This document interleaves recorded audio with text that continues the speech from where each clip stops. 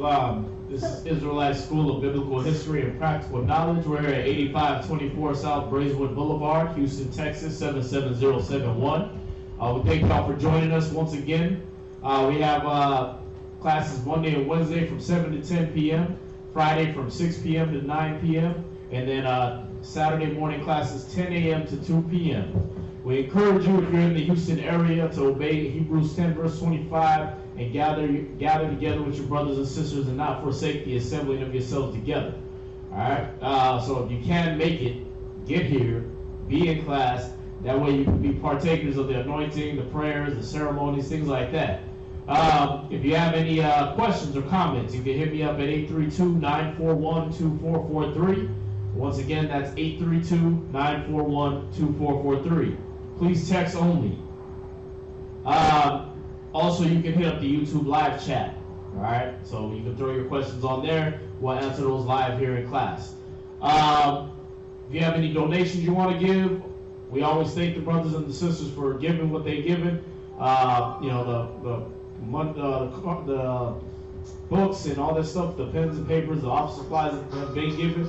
If you can increase on that and add to that, that'll be helpful. If you got anything, you want to give so far as like monetary donations, you can hit up the Wells Fargo account number 101-580-6167. Again, that's account number 101-580-6167. All right, it's under Israelite School of Biblical History.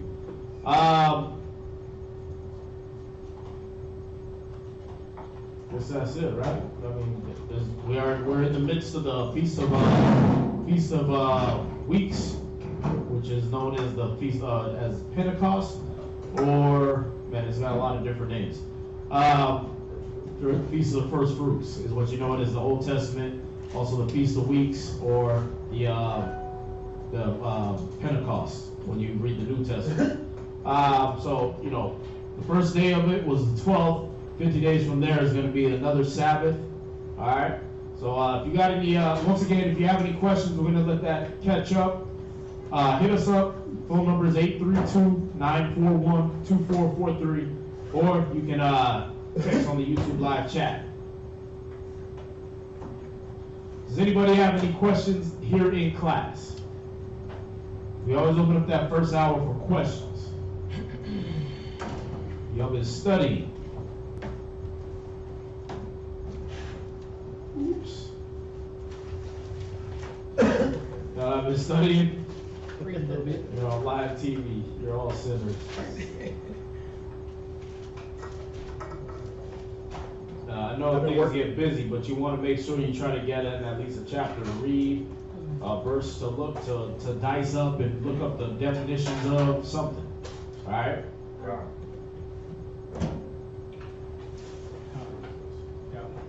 Works good. So, does anybody got any questions? Yeah. Sorry. Anything online there?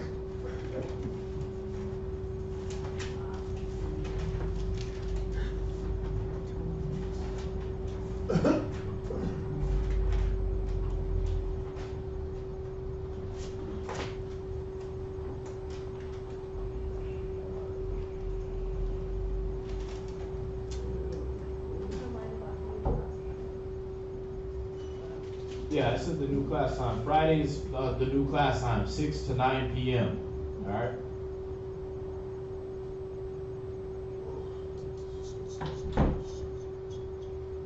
What you got? It was coming out of Isaiah 53:2. Isaiah what? 53:2. Isaiah chapter 53, verse 2. Actually, no, it's not. Yeah, it is right. Yeah, it is.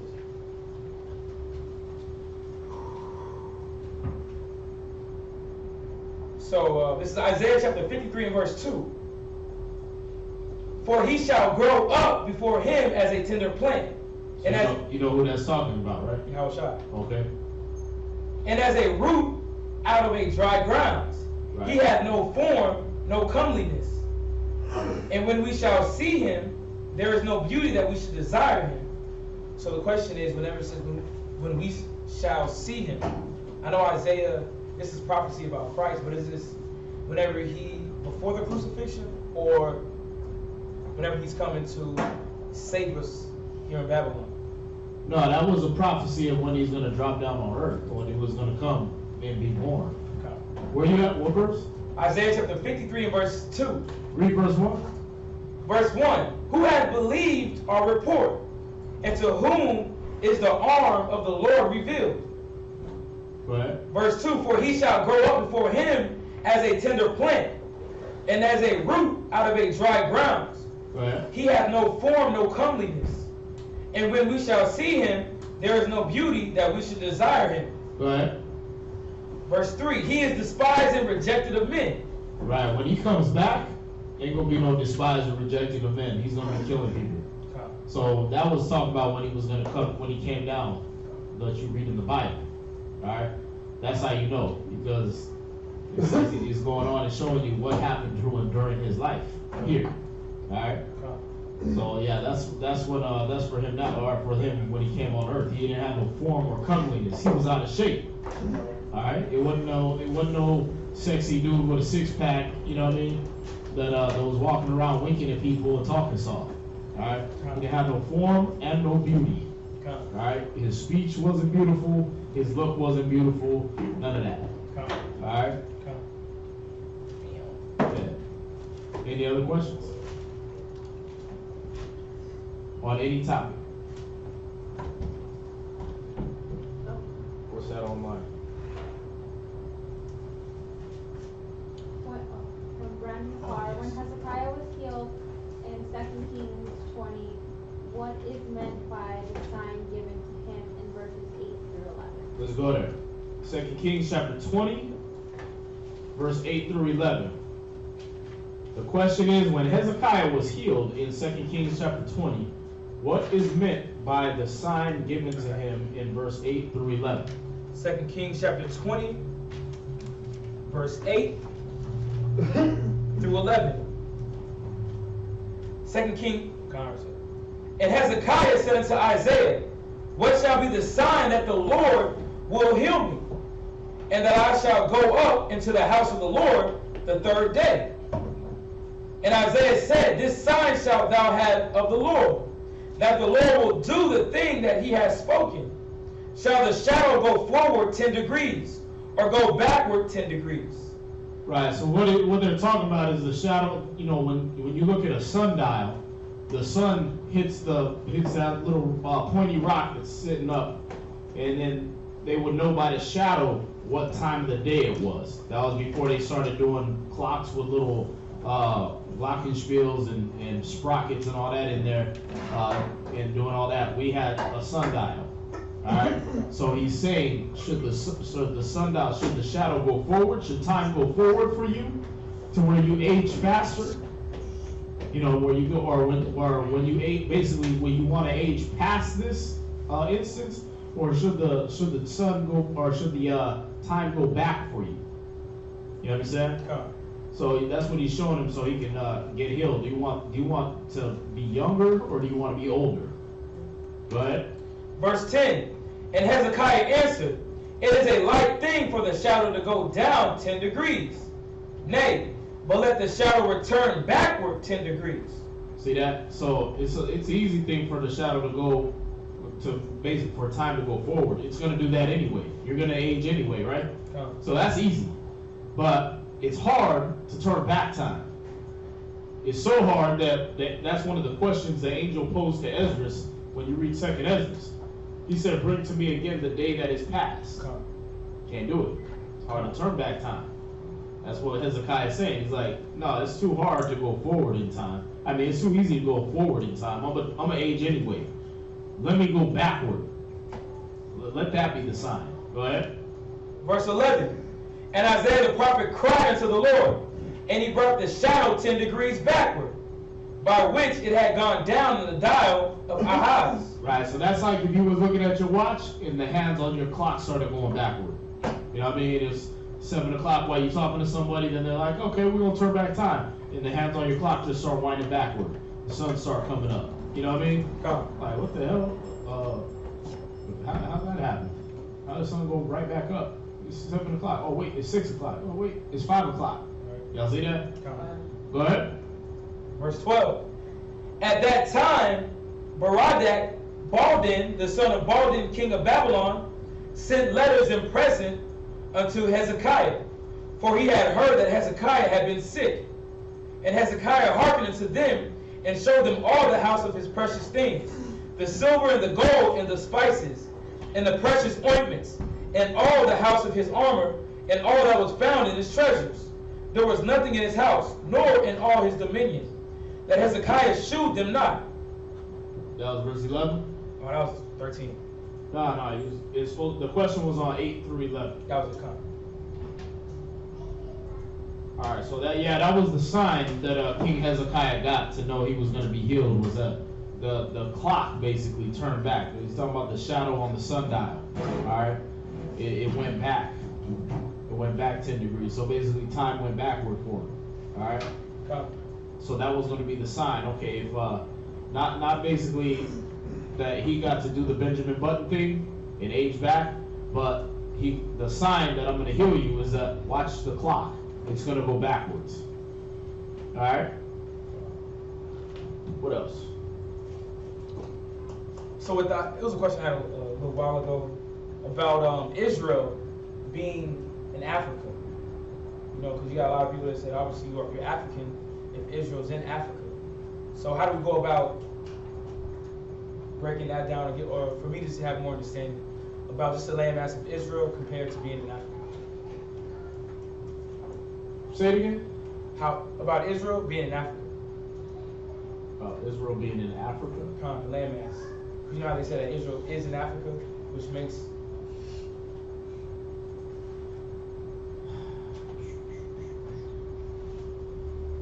If you look at any old maps, you got they will put like, even there's one brother posted one, right, an ancient map.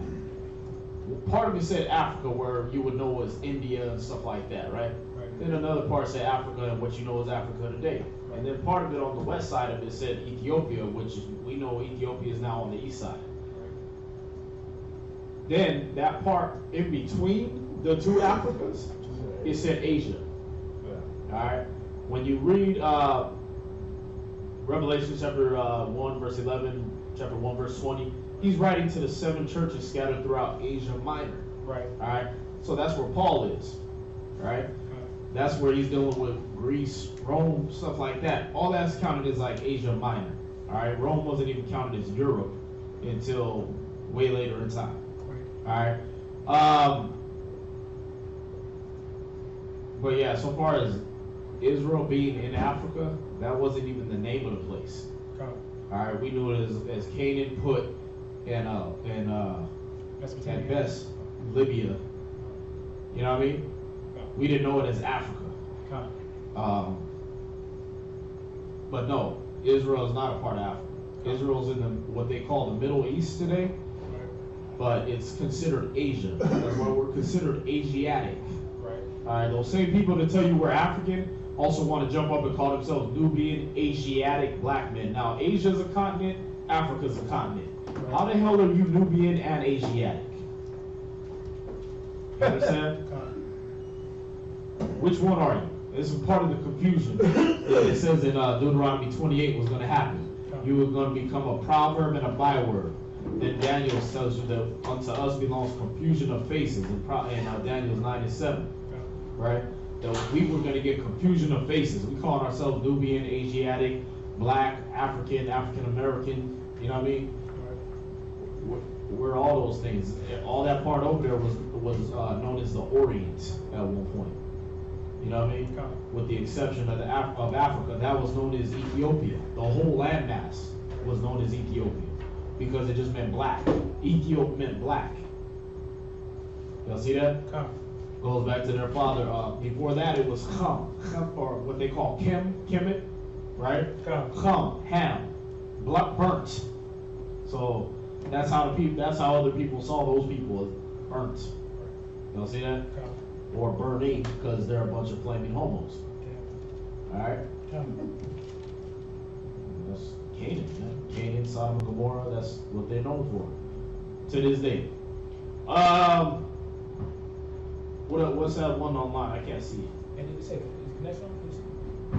Can you tell me some books and chapters where it speaks on faithful men with unfaithful wives?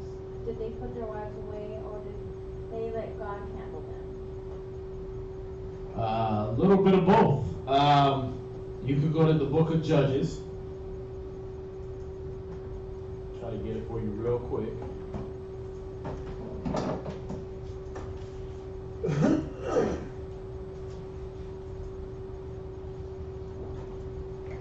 It's a story in the book of Judges. Slow. Yeah, what's my story? That's like that was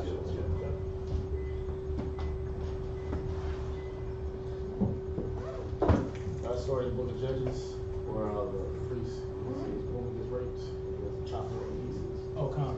Chapter 6. Benjamin.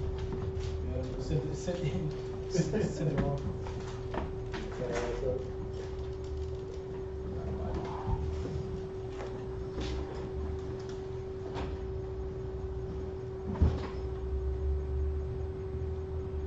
That's good.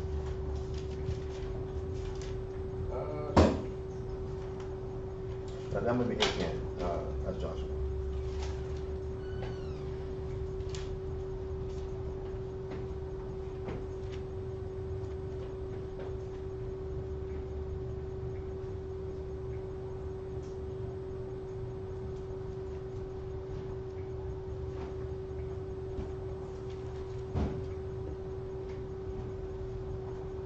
Yeah, I'll get back to you on that story in particular.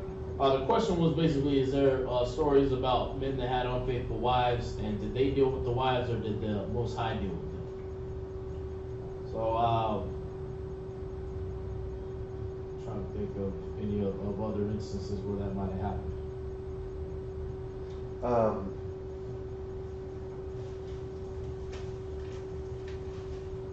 But we'll Sabbath class went over that in Judges 19. Judges chapter 19. But in Sabbath class went over that concerning the law of jealousy. That the law of jealousy fell upon a man, that he would bring his wife to the priest, and with the law of jealousy is that if a husband, that's Numbers chapter 6, I believe it is. If a husband got jealous over a wife, the spirit of jealousy descended upon him, and just really felt that she had stepped around on him, that he would take her to the priest, to the temple, and she would in turn make a vow to the Most High. I've not gone outside my husband. I've been faithful. I've been true. And they would make her. The priest would write out the vow on a piece of paper, and then he would take dirt from the temple floor, and they would put the dirt in a glass of water, and then take the vow that she made and wipe it with some of this water that had the dirt from the floor, and make her swear again. You've not gone to any other? She'd swear, I swear I haven't. She would drink it, and if she didn't lie about it, then she would and she has not been with somebody else, she'd be okay. That was Judge Numbers chapter 5. Okay, chapter 5. Yes, sir. And as we was going over that this past Sabbath, the question was asked, well, what if she was innocent, and this spirit of jealousy was on this husband, what was going on? And being there in front of the priest, then they can do some marriage counseling. They can find out what's going on, where is this coming from? That it wasn't just about this He-Man Woman Haters Club, that just a man gets a hair up his ass and he's like, look, drink this water. It wasn't about that. And that was one reason why the priest had to be at least 30 years old. And like Paul told us about, or told Timothy about, a deacon or a bishop had to be the husband of one wife. That you already had to have that experience in marriage in order to give marriage counseling. That if you really had no marriage counseling, no experience in being married, how you gonna give advice on how to help rectify problems and situations in a marriage. But yeah, it will be about to the, if she was unfaithful, then, and if she was caught being unfaithful, that's a lot of adultery. Right. And the way that was dealt with, there was no talking, there was no, Dr. Phil. there was no Dr. Phil. We know the law of adultery was that Deuteronomy 22, I believe it is. The law of adultery was death. There was no coming back. If you caught the woman and the man she was sleeping with, they both was put to death. There was no reconciliation. There was no we can talk it out, we can reason it out. It wasn't any of that. It was death.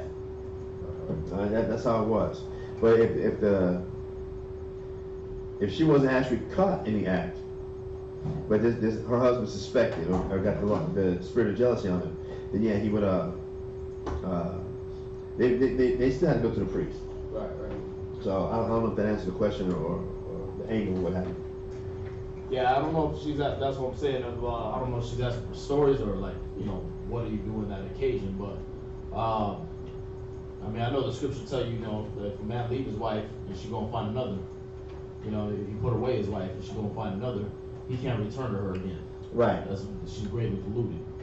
But, and that's to cut out things like swinging. right. Like the modern day swinging, wife swapping. That was to kill that madness. Right. All right. That really was to kill that type of madness. That type of incestuous fornication that was going on. That was to kill that type of stuff. What's the question again? I'm just curious. I hear the wording. Can you tell me some books and chapters where it speaks on faithful men with unfaithful wives? Do they put their wives away, or do they let God handle them? Now, when we say unfaithful, are we talking about committing adultery, or are we talking about don't believe in the truth?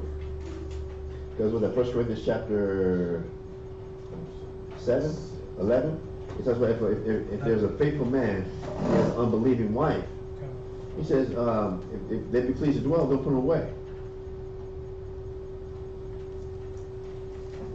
So we're talking about faith, I guess we don't need to define, can they define what they mean faithful? Believing in the truth or sleeping around on their husband? Well, I guess if we go here, that covers it all. We got that? Yes, sir. 1 Corinthians chapter 7 and verse 14.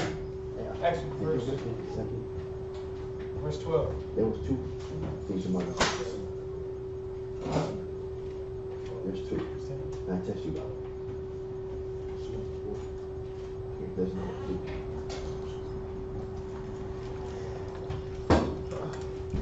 Ooh, the water. Ooh, me. All right, where we at? 1 Corinthians chapter 7 and verse 12. But to the rest speak I, not the Lord. If any brother hath a wife that believeth not, Read above that. come. What verse is that? That was verse 12. So verse 10. Verse 10. And unto the married I command, yet not I, but the Lord. Let not the wife depart from her husband. Right, so it said this is not from just men. This is from the Most High. Let not the wife depart from her husband. Go ahead. I'm sorry. Did you take this over? I'm going to take this class over. I'm one. No, we just doing questions, right? Questions. Verse 11. I turned the mic off.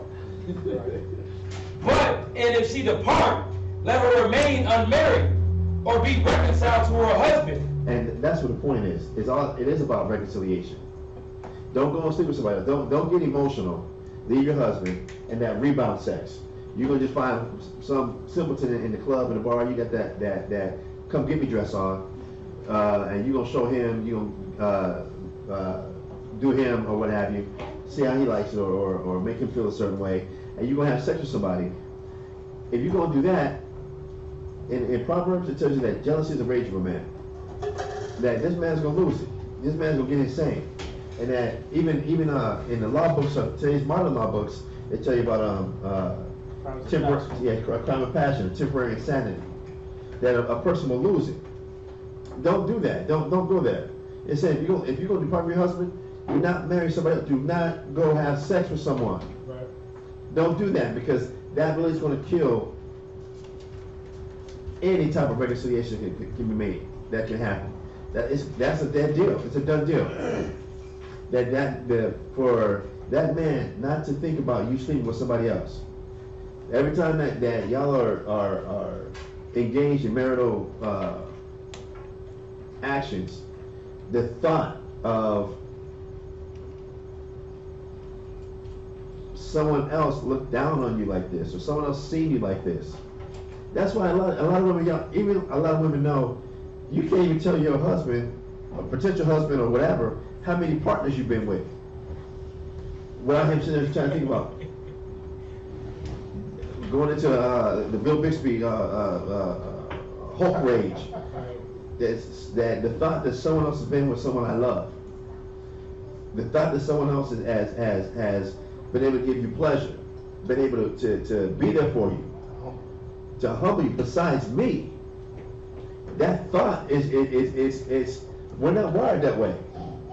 A man is a true man ain't wired that way. It's just not going to happen. So if a man and woman get into an argument, for the woman, you might depart. Don't go sleep with somebody. Everybody needs time to cool off. That's understandable. You need some space. He needs some space. Cool. And brothers, say this: if she needs to get away, let her go. Don't lock the door. Don't put her in the figure four leg lock. Don't put her in the sleeper hole if you watch wrestling. Don't pile drive her. Don't DDT. Don't get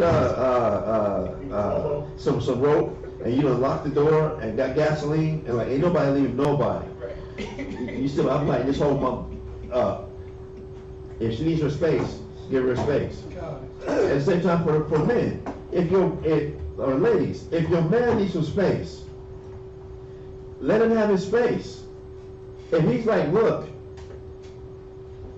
before this escalates and it gets physical, let me walk away. Let me get out of the situation. Don't sit there and egg it on and say no, and now not let him leave also. That's a lot of times where this stuff it goes left. It has potential to get violent. We understand when we just need space. We understand when, okay, you need a little time, I need a little time. Even with your kids, sometimes you do that. All right, cool, go to your room, just you're grounded, or go sit down somewhere. You need that time just to clear your head. We as adults will do the same thing, so don't force it. If you need some space, give some space. You need that give each other that much respect. Reading on. Verse 12. But to the rest be God, not the Lord. If any brother hath a wife that believeth not, and she be pleased to dwell with him, and she's cool. She's cool to dwell with him. Read. Let him not put her away. There's no need to put her away, especially if there's children involved. Read. Verse 13. And the woman which hath a husband that believeth not, and if he be pleased to dwell with her, let her not leave him. All right, cool. If he's still pleased to be with you, but he's not with the Sabbath, he ain't with reading the Bible. I ain't trying to go to class with you. He ain't feeling it. The scripture says, don't let her leave him. If he's like willing to still, y'all are cool. Y'all was high school sweethearts. Knew each other from way back when. You haven't come to the truth. Cool. It's not. This ain't worth me leaving, or us splitting up. Read. Verse 14. For the unbelieving husband is sanctified by the wife. He says the unbelieving husband can be. Well, it says is sanctified, but can be sanctified by the wife, because if he's pleased to dwell, if she stops cooking pork, then guess what he stopped doing? While he's in the house. Now, obviously, he might be at Burger King, get the Baconator or whatever, but at least while he's in the house, what kind of meals is he going to be getting while he's in the house? It's going to be a kosher meal. And if he's pleased to do it with her, then cool. Yeah, true enough, Christmas might be there, but at the same time, he's not opposed to you putting up Hanukkah. Right. He ain't opposed to you putting up a piece of unleavened bread. He's not opposed to you teaching the kids how to pray over the food. Cool. For him, that ain't no big deal. Read. And if the unbelieving wife is sanctified by the husband, and then the unbelieving wife can be sanctified by the husband. He's saying, look, this type of food I want you to start cooking for me now. Don't cook this no more. Don't cook the catfish. Don't cook the shrimp. Don't cook the, if we can do bacon, let's go ahead and do turkey bacon. Let's do it that way now. I want the kids to eat the same thing. Cool. All right. Okay. Else were your children unclean. Now the children were unclean because now they're getting defiled in every type of way possible. But now the unbelieving is not going to interfere with the kids learning this thing right here. Go ahead. But now are they holy? But now the kids can now be holy, and that's what it's about. Now the kids can have that example still. All right. I don't know if I went over. No, you good. That's what they were talking about was adultery. Okay. Was in the case of adultery, there's scripture chapters and verses where a man actually took him back or what? This is GMS. Where it speaks on faithful men with unfaithful wives. Did they put their wives away, or did they let the Most High handle it?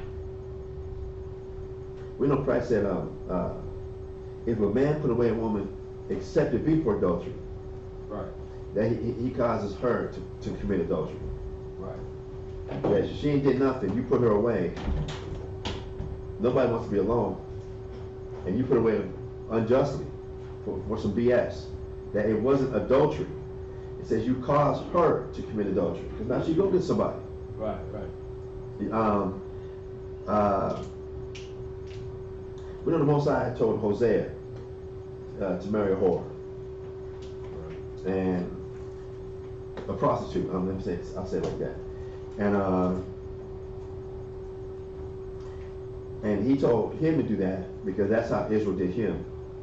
That we played the harlot, we played the prostitute on him. Right.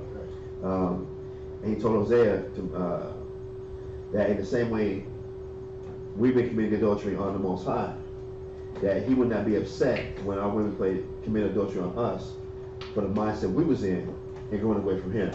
Right. So that's why that's popular now. Right. Exactly. Is that Hosea 2, right? Hosea 2, and that's why Maury Povich has a job today. Right. Like, all that. Jerry Springer. Right. You are not the father. Charlene, you've been coming here 8 times and we still don't know who the father is. But we'll keep trying to work with you to find out who the father might be. Come on. Not to justify anything, but I'm trying to think. Any actual scriptures of somebody who committed adultery, and besides the one you brought up, but yeah, the one in Judges, she was like that. He took her anyway, I guess, and he wasn't supposed to. But the Most High had her get raped 8 ways from Sunday. right, She crawled on his porch, and then he chops her up and sends her all throughout the land. and drop dead because that was point to something else. That was point to the wickedness that Israel was caught up into. Period. That it wasn't just that this woman got taken that way, but remember,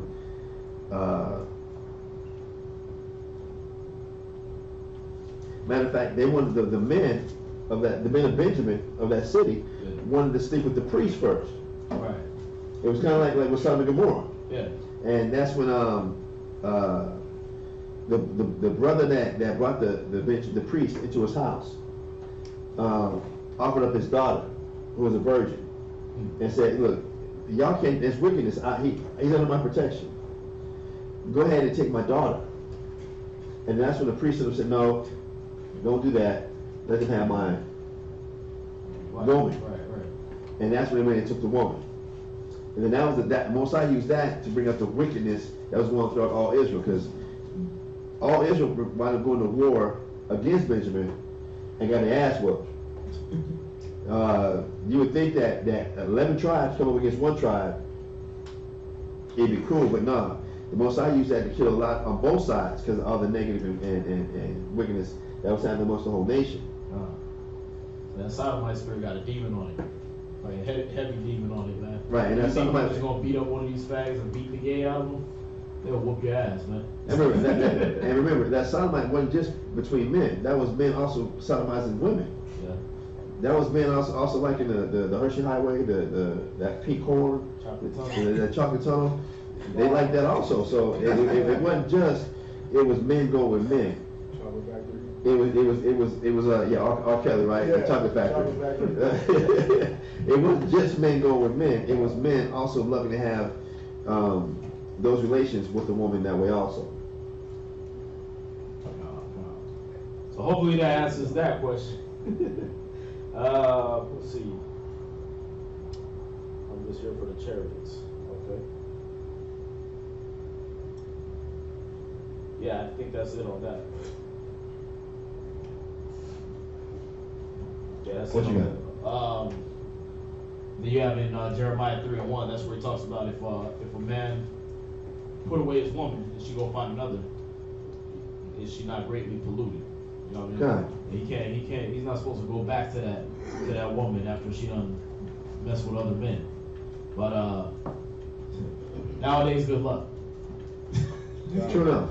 Yeah, good luck. I mean, you pretty much gonna have to forgive and forget the one you meet. I remember She's been doing it before you. 5 and 7. But at the same time, when she does it on you, she knows the truth. She knows not to do that. She goes to do it anyway. No, you ain't supposed to take that back. You're not supposed to go back I with think it. it's 5 and 7. 2 Corinthians 5 and 7. Didn't the Benjamins, like, they raped the woman, that's why the 11 tribes came against them and tried to kill them? Yeah, that's what we talk about. Yeah. Okay. What was that? Judges what? That was Judges 19. Judges chapter 19 Verse for that. 27. For the case with Benjamin and the woman that was with she was with a Levite priest, right? Right. Right. And even that, I mean, we will get technical with the law. He should have been with a prostitute. Yeah. Being a priest, he's supposed to. Being a priest, he had to either marry a virgin, one, or if he married a widow, she had to be the widow of another priest. That she couldn't be just one of the regular 12 tribes, or one of the tribes that he married. It wasn't supposed to go down that way because obviously she's going to be exposed to some. Her and her husband wasn't held to such a strict standard of what it meant to be a priest, Right. and be to have your mind pure and holy while officiating the priest's office. Right. That priest really had to, we know, especially the chief high priest, for the Day of Atonement, if his mind wasn't right when he went in there with the Most High, he dropped dead. Yeah. Yeah. And the only one that would know he wasn't right with the Most High would be the Most High. Yeah. And if his thoughts was on Sherry instead of the nation, he was a goner. Right. That and then we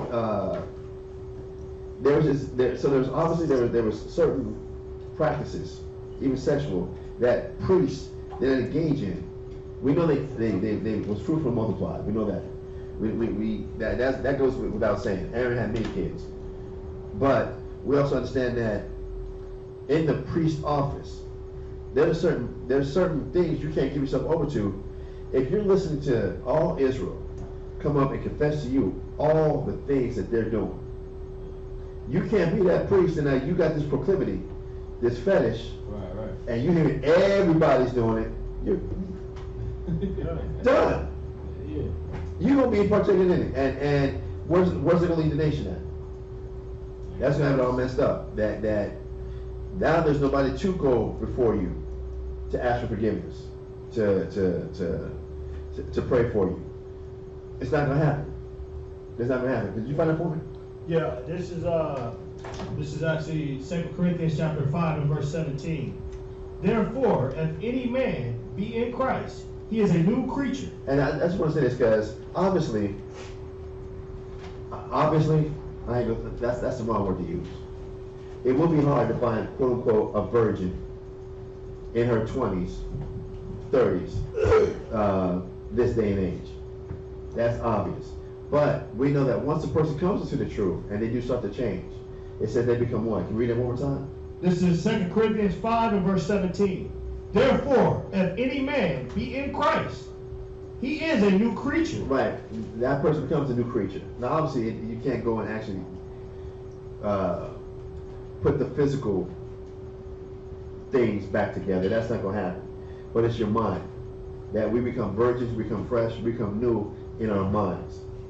And that's where we want to go from. That's why it tells in Acts 17 and 30 that at the time of this ignorance, God winked at, but now commanded all men everywhere now to repent. That now once you know better, do better.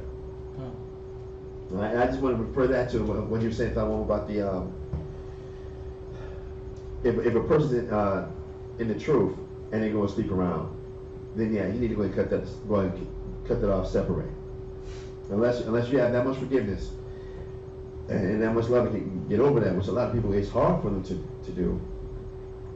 That reminder is going to always be there. That thought is going to always be there. Like, If you remember, Leviticus 19:18 tells you not to bear no grudge against the daughters of your people, right? God. Right. So that's the thing, is that's always going to bring that grudge up. You know what I mean? It's not like you're even holding it yourself. You're just looking at her. You know what I mean? The fit's off. You know what I mean? The smell's off. You're thinking about some other guy, and it's just like, it's going to be hard for you to even look at a woman like that. You understand? And that comes from a man really does love his woman. That's not out of hatred. That's not out of spite or bitterness. That's a man really does love his woman. And the thought that now someone else pleasured you, the thought that now somebody else could do for you what I thought I could only do for you, that's what drives a man crazy. That's what drives a man insane. That I thought you were special to me. What we had going on together was special, and it can't be replaced. And you showed it can be replaced. That Beyonce move to the left type thing. Right. That right there is nobody. Men ain't built that way. Men are not built that way, and women ain't really built that way either. Women can divide their love amongst their children. They can have multiple children and divide their love against those children equally. And a man can do that amongst wives. If he has more than one wife, we're going to go there and touch on that for a second. But when a woman steps aside to someone else, that jealousy that does raise up is someone else was able to do for you what I couldn't. Someone else was able to love you, make you, take you to heaven, do for you what I couldn't do, what I didn't do. And that right there, that's what makes the Most High pissed off.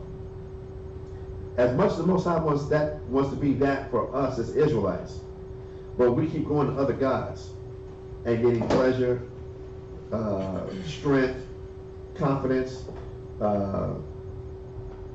stability from other gods. The Most High wants to be that for us, special, and we keep diverting and going off and not being loyal. That's what the killer about that all is the disloyalty. The Most High feels it, a man feels it also. You're being disloyal. Any other questions?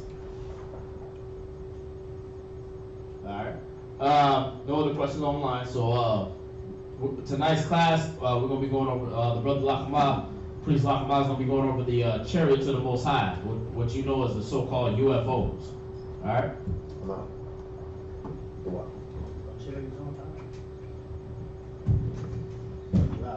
I'm out. I gotta help other places. Okay. Shalom. Wow. So, I don't know if y'all been paying attention, but Oh, I was gonna be pissed.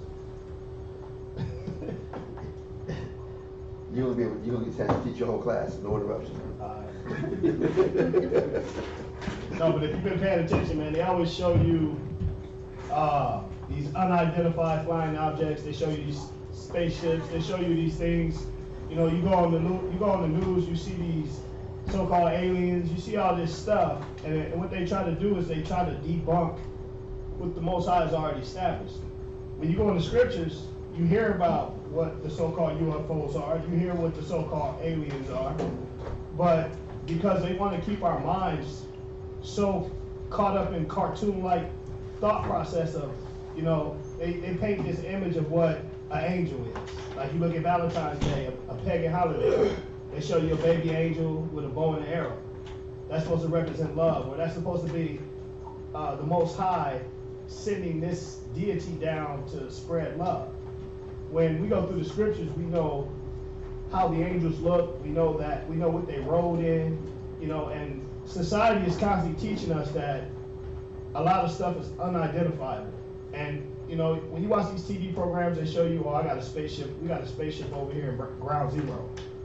We got this. We got aliens. We're dissecting aliens, and they do that to keep us fictionated, to where everything is a fiction type thought process, like a cartoon. So you start looking at the Bible like a cartoon. You start looking at the events like a cartoon. You start looking at the things that are prevalent and evident in the scriptures as being a cartoon.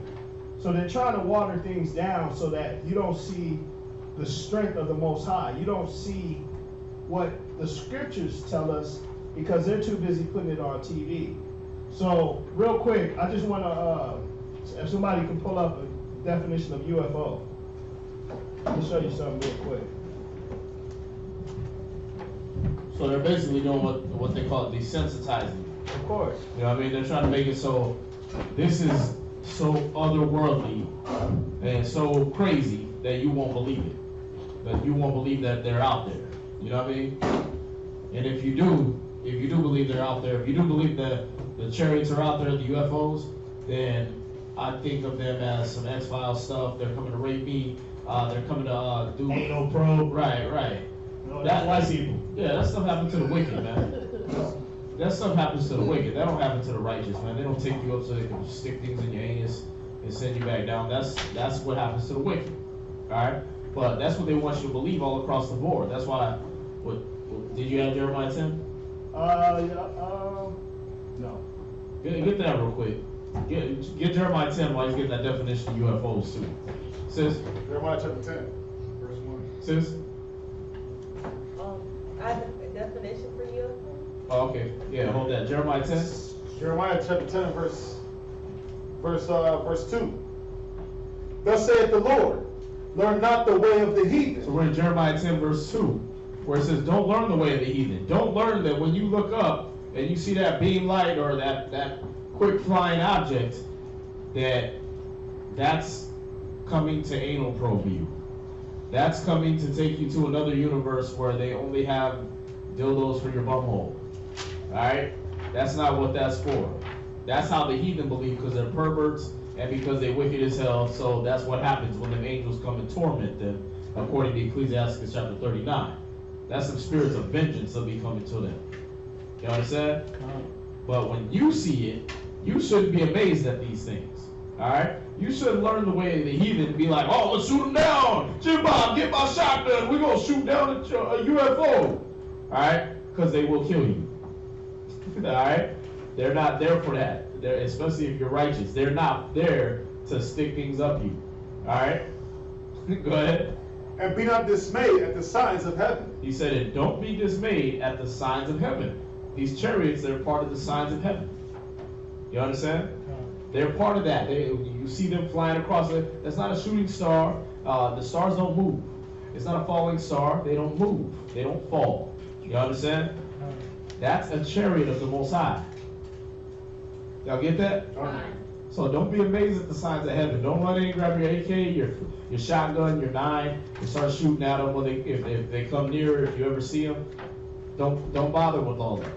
You understand? Let them do their work, and you continue doing yours. Y'all understand? Where you at? Was that it? For the heathen are dismayed at them. Right. Don't be dismayed at those things. Don't trip on those things, because that's what the heathen do. That's what they trip on, because to them it's strange. And we're going to go through instances. I'm sure you got that in Maccabees too, right? Yeah, Maccabees, Maccabees. So we're going to go through instances where the heathen, why they're dismayed at them, because they know what happens when them UFOs interact with them. You understand? It's not just, you know what I mean, we get beamed up, we get taken to a magical rainbow planet where Skittles rain down from heaven. Alright? That's not what happens for them. Alright?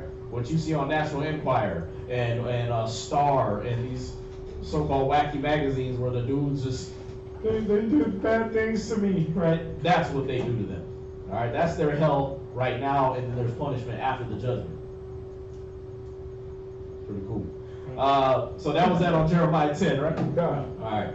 Let's get the next one. Who had the hand up? You said The definition? Go ahead. Well, before you do that definition, just to expound on that shooting star, it says here, because we keep getting programmed, man. We keep getting told what things are, and you have to use. That's the whole point of having dictionaries and having sources and things like that, because you got to look up these words. You got to understand that what we've been taught versus what is truth is way off, man. So this is the definition of a shooting star, because when you see things travel, that's what we were taught. Oh, that's a shooting star. You got to make a wish. But if you pay attention, the same Big Dipper been around since before I was born. And it continues to be in the same spot. So you got to ask yourself, like, are stars really falling from the sky? You know what I'm saying? And this is the definition of what you would call a shooting star. It says a falling star or a shooting star has nothing at all to do with a star. These amazing streaks of light you can sometimes see in the night sky are created by tiny bits of dust and rocks called meteors. So when you see a little piece of something break into the atmosphere, the white man teaching you that, yeah, that's a shooting star. That right there, you gotta make, stars don't fall from the sky. You don't see that. You know what I'm saying? The star of the east, right? Right. That's still the star of the east today. And nothing ever changes. But see, that's what they want to do. They want to keep feeding us with these fairy tales so that you'll look at things and not take it so serious. So what's that definition you got? It says UFO definition, any unexplained moving object observed in the sky. So a lot of Esau, they can't explain nothing because they're not spiritual people. Hey, you grab that black mic right here. Put up. So, read it again. It says any unexplained moving object observed in the sky, especially one assumed by some observers to be of extraterrestrial origin. So, you got these people who are spiritually discerned. So they make these guesses. They do these little, educated guesses, they call it. They're like, oh yeah, this must be what it is. Hypothesis. Yeah, hypothesis. But according to the scriptures, just because you can't explain it, don't mean that that's the reason. Like, that's not the explanation. Well, it's unidentifiable, so we just gonna mark it as unidentifiable. And the end.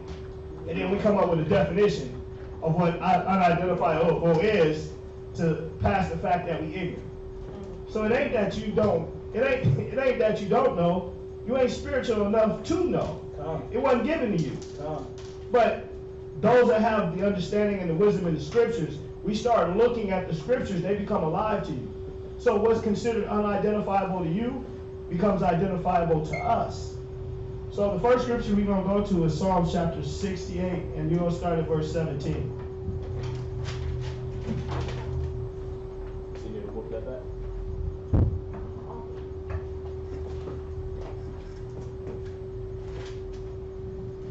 So where we going? This is Psalm chapter 68 and verse 17. Right. So Psalm 68:17. Everybody got it? So has anyone seen one of those before? You seen that? Fanzak, who else? Which is what they call shooting stars, or just UFOs. Has anybody experienced that? You ever seen something just shoot straight across the sky? And when you look, it's gone. Or you see something hover, and then they move in a direction or in a speed that's unexplainable. We know the government got their games, because they got to try to blend in and make it like they fighting this. Like they got weapons. We got laser weapons to shoot down these unidentified flying objects. Like, you got to see, like the priest is bringing out, man, there's things that we see. We're not stupid. Like, you're not a stupid person just because, it's like you see a spirit in the house. You're not stupid. You see the spirit. You're like, oh, okay, I seen that. But with those that are spiritually discerned, they don't want to pay attention to it because it's something unexplainable to them. But when you get in the book and you start dissecting these things, what are spirits? What is this? What is this? Oh, what is this? All the answers are in the scriptures. That's why you can't dispute the Bible, because every question is in the Bible. Your answer is in the Bible. What you got? There was something that happened in Cali. I think it was like last year this time. and the government tried to say it was like some missile testing. And people were like, hell no. Yeah. No missiles move Yeah. the way whatever it was moving. Yeah. It was just like, Yeah. they're like, nah, man, no missiles move like that. It And gotta then be something else. They become confused because Most High got many shapes, many types. There's all kinds of chariots, as we're gonna find out through the scriptures. So read that real quick. This is Psalm 68 and verse 17. It says, the chariots of the Most High are 20,000. Stop. It's plural. So it ain't just one kind of chariot. He said, read it again. The chariots of the Most High are 20,000. So just think of 20,000 chariots of the Most High that move through the sky, that do his work, that go over here, drop this, pick this up, move this over here, put this over here. So you get blessed enough to catch that. You catch that out the corner of your eye. The Most High is showing you, man, there's many types. He got all kinds of chariots, as we're going to read through the scriptures. But he's showing you that he's got a lot of chariots. Read. Even thousands of angels. So when you see these angels maneuvering through, you see these chariots, you see one drop here, leave here, go here, shoot across the water over here, come up over here. That belongs to the Most High. It is identifiable to us. Because in the scriptures, he's showing you, listen, I got thousands of chariots, and I got thousands of angels, and they do my work. Read. The Lord is among them, as in Sinai, and in the holy place. You see that? So just showing you that all this belongs to the Most High. So these chariots that we're going to go over, they belong to the Most High. It ain't the white man that have conjured up something, got it moving through the crowd, moving through the sky. He ain't God. As much as he would like to be, he can break the sound, the speed of sound. He can do all that, but when it comes to stone facts, there's things they can't identify because they're not spiritual. They're not seeing the chariots and the things that the Most High has already controlled. All this comes from the Most High. Yes, sir. I got a question. So, because I haven't seen it often. I've probably seen it once or twice. But like as far as the chariots, because it says there's 20,000, right? 20,000 chariots. So, are we, like as time goes on, are they going to be seen more and more? You know what I'm saying? Like as things happen, like it's just like when in Revelations when the Most High said, "Don't hurt the winds, Right. hold back the destruction until the numbers of them is sealed." Right. So is it going to be more and more? Does the scriptures talk about more, like seeing the chariots more and more as time goes on, as far as like the wickedness on the earth? Does it talk about that? I mean, when we went to a Jeremiah 10, it should tell you right there that you are going to be seeing these signs. Okay. You see that? Yeah, there will be these signs. Christ talked about it. I think it's Matthew 24. Let me get that for you. 24, 30, 31. What's that? That's what you got? Yeah, it's actually, I believe it's 21. verse 20, 30. It says, and then shall appear the sons of the Son of Man in heaven, and then shall all tribes of the earth move. Right, so before that, I'm starting at 24, verse 24. This is Matthew chapter 24 and verse 24. Start at 22. Verse 22. Let me know when you got it. Come on. Matthew 24 and 22. And except those days should be shortened, there should be no flesh be saved. But for the elect's sake, those days shall be shortened. So these days he's talking about is talking about the end times before he comes. Just shortly before he comes, all right? So if those days have been shortened, then everybody will be gone. But the elect gotta grow. They gotta wake up first before he does what he did in Noah's time. All right? But with fire. Go ahead. Verse 23. Then if any man shall say unto you, Lo, here is Yahushai, or there, believe it not. Go ahead. For there shall arise false Christs. There's going to be a lot of false messiahs, a lot of false Christs. Y'all see that? A lot of false saviors. Right? Barack Obama. all these different signs you see in the heavens. Oh, the chariots are coming. Let's all go wait on top of a building with signs, and you know what I mean? That's what they were clowning on in Independence Day. Because when certain brothers dropped that prophecy way back and said, oh, the end of the world is 2000, then all these cats started going up on top of buildings and holding signs, waiting for the aliens to come and get them, waiting for the chariots to come get them. Y'all see that? So to stop those things, Christ warned us, man, that there's going to be many times when there's going to be false Christ, false saviors, false messiahs. Go ahead.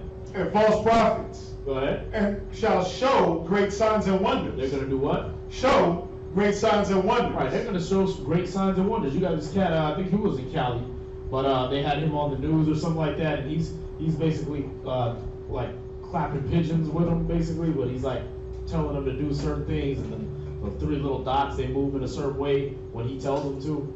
You know what I mean? There's going to be many signs like that, all right? Where they look it up and they basically see it like these 3 UFOs, and they just move in the way he wants them to. If he says, don't move or whatever, or he calls them, they come.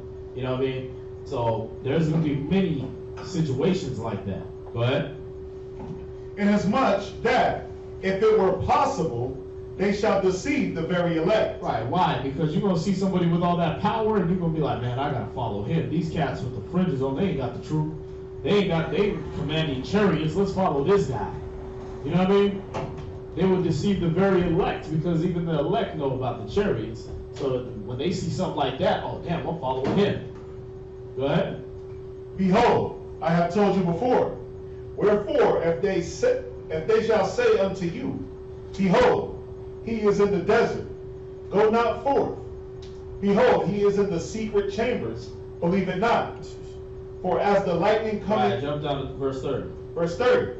And then shall appear the sign of the Son of Man in heaven. And then shall all the tribes of the earth mourn. And they shall see the Son of Man coming in the clouds of heaven with power and great glory. See that real sign is when you see Christ. Right. Y'all see that? Come. That's why they trying to do that Project Blue Beam and all this stuff to get you, oh man, there he is. And then they're going to do something, act like they killed it, you know what I mean? And then you going to be all dismayed because, oh, they killed my Savior. Y'all see that? Come. Because they blew up their little holographic image. Go ahead. And he shall send his angels with a great sound of a trumpet. Right, so, he's going to go into that later and everything and really break that down. But, that's just showing you that there are going to be signs in the heavens. Yeah, that's going to be increased. See that? Oh, and listen, jump down to verse 36. Verse 36. But of that day and that hour knoweth no man, not the angels of heaven, but my Father only. See, and that's one thing America can't do, is they can't prep for Christ's return. Nobody knows.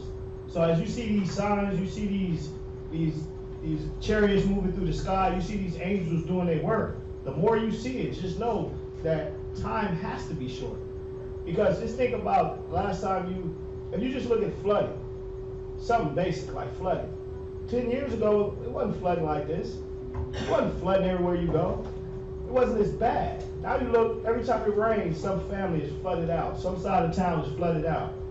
Because the Most High is sending his angels to put in that work more and more and more. Like the scripture says, knowing that the Satan, knowing that his time is short, is coming down with great wrath. So he's putting in work. So these angels and these spirits that you see maneuvering through, they're putting in work. Because that's the whole point of the angels. When you see them, they're doing the work of the Most High. So what were we supposed to go to? Psalm 60, Ezekiel. Let's go to Ezekiel real quick. Ezekiel 1 and 4. Matter of fact, you can start at 1 and 1, so we can kind of get an idea of the story. Ezekiel chapter 1 and 1. Now it came to pass in the 13th year, in the 4th month, in the 5th day of the month, as I was among the captives by the river of Chebar, that the heavens were opened, and I saw visions of the Most High. Okay, so in this story right now, he's explaining to you things that he saw. So basically, the whole sky the whole heavens just opened up. and he's seeing this vision of the Most High. Read. In the 5th day of the month, which was the 5th year of King Jehoiachin's captivity, the word of the Lord came expressly unto Ezekiel the priest, the son of Buzi, in the land of the Chaldeans, by the river of Chebar, and the hand of the Lord was there upon him. Read. And I looked, and behold, a whirlwind came out of the north. Okay, so we're getting into one of the descriptions of what you would call a chariot. It's being called now a whirlwind. As we go through the scriptures, if you ever see in the old movies, they show that round disc go like this, then they show the dust under it. Looks like a little tornado, Right. and it's sucking up people and it's moving through the city, and that's where they get these images from. Is the Bible. They're not creating anything. The wicked is not. They're not as talented as you think they are. They're using the scriptures, and they go out. That's the whole reason they use the scriptures in movies, to make it look like a cartoon, or to make it look like something they can defeat. Oh, we can shoot that down like we shot that down. And they put it in your head that they're the superpower. So you got to remember, the Most High got many names for these chariots as we go through the scriptures. But just for your notes, remember, another word for a chariot is a whirlwind. Read. Verse 4. And I looked, and behold, a whirlwind came out of the north, a great cloud, and a fire enfolding itself. Now you tell me if that ain't a UFO. You got this whirlwind. It said it's a whirlwind that came from the north, a great cloud, and a fire folding in itself. So you got this great situation going on, and it's moving to anybody that's unidentifiable. If you seen that right now fall from the sky and move around, you would look at that like, what is that? But if you know the scriptures, if you know the word of the Most High, then you'll know this is another chariot of the Most High. This is another vehicle of the Most High. Read. And a brightness was about it, and out of the midst thereof, as the color of amber, out of the midst of the fire. So, does that not sound like the average spaceship that they put on TV? Some device moving through with all these colors, moving real weird. I've seen on TV programs where they got these ships moving like this, and you can't even catch its picture, you can't catch its design, but then something come from that. That's where they got this from. Right. So they're not inventing anything. It's just that you got to really see the scriptures for what they're telling you and what they're showing you, that these are vehicles of the Most High. Like we said like it said in the scriptures, in Psalms, he got thousands of chariots. Read. Verse 5. Also out of the midst thereof came the likeness of 4 living creatures. So once again, we're dealing with something that is unidentifiable to them. But the scriptures are showing us there's something that came from this. For it tells you here, it says, and also out of the midst thereof came the likeness of 4 living creatures. Read. And this was their appearance. They had the likeness of a man. So there ain't no green people.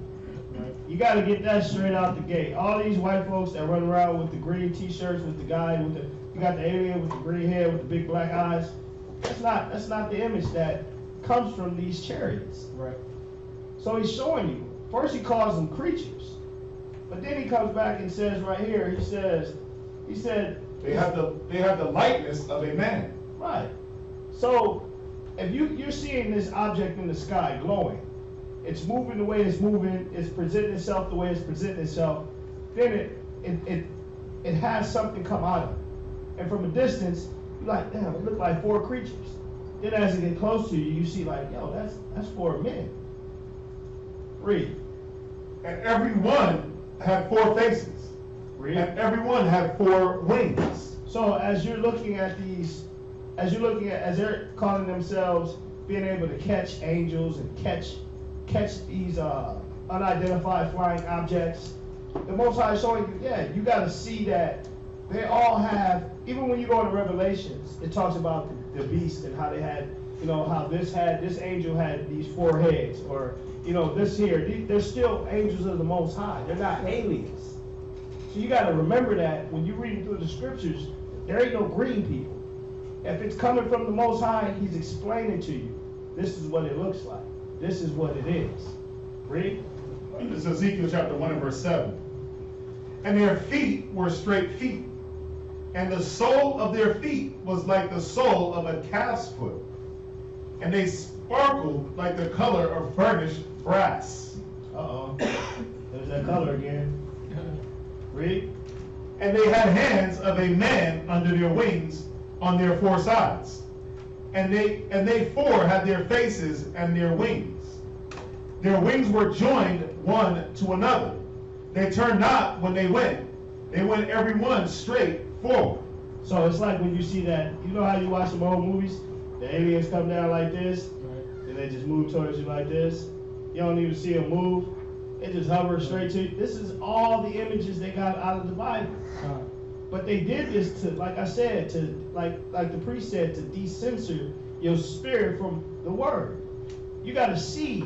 These are the images of angels. These are workers of God.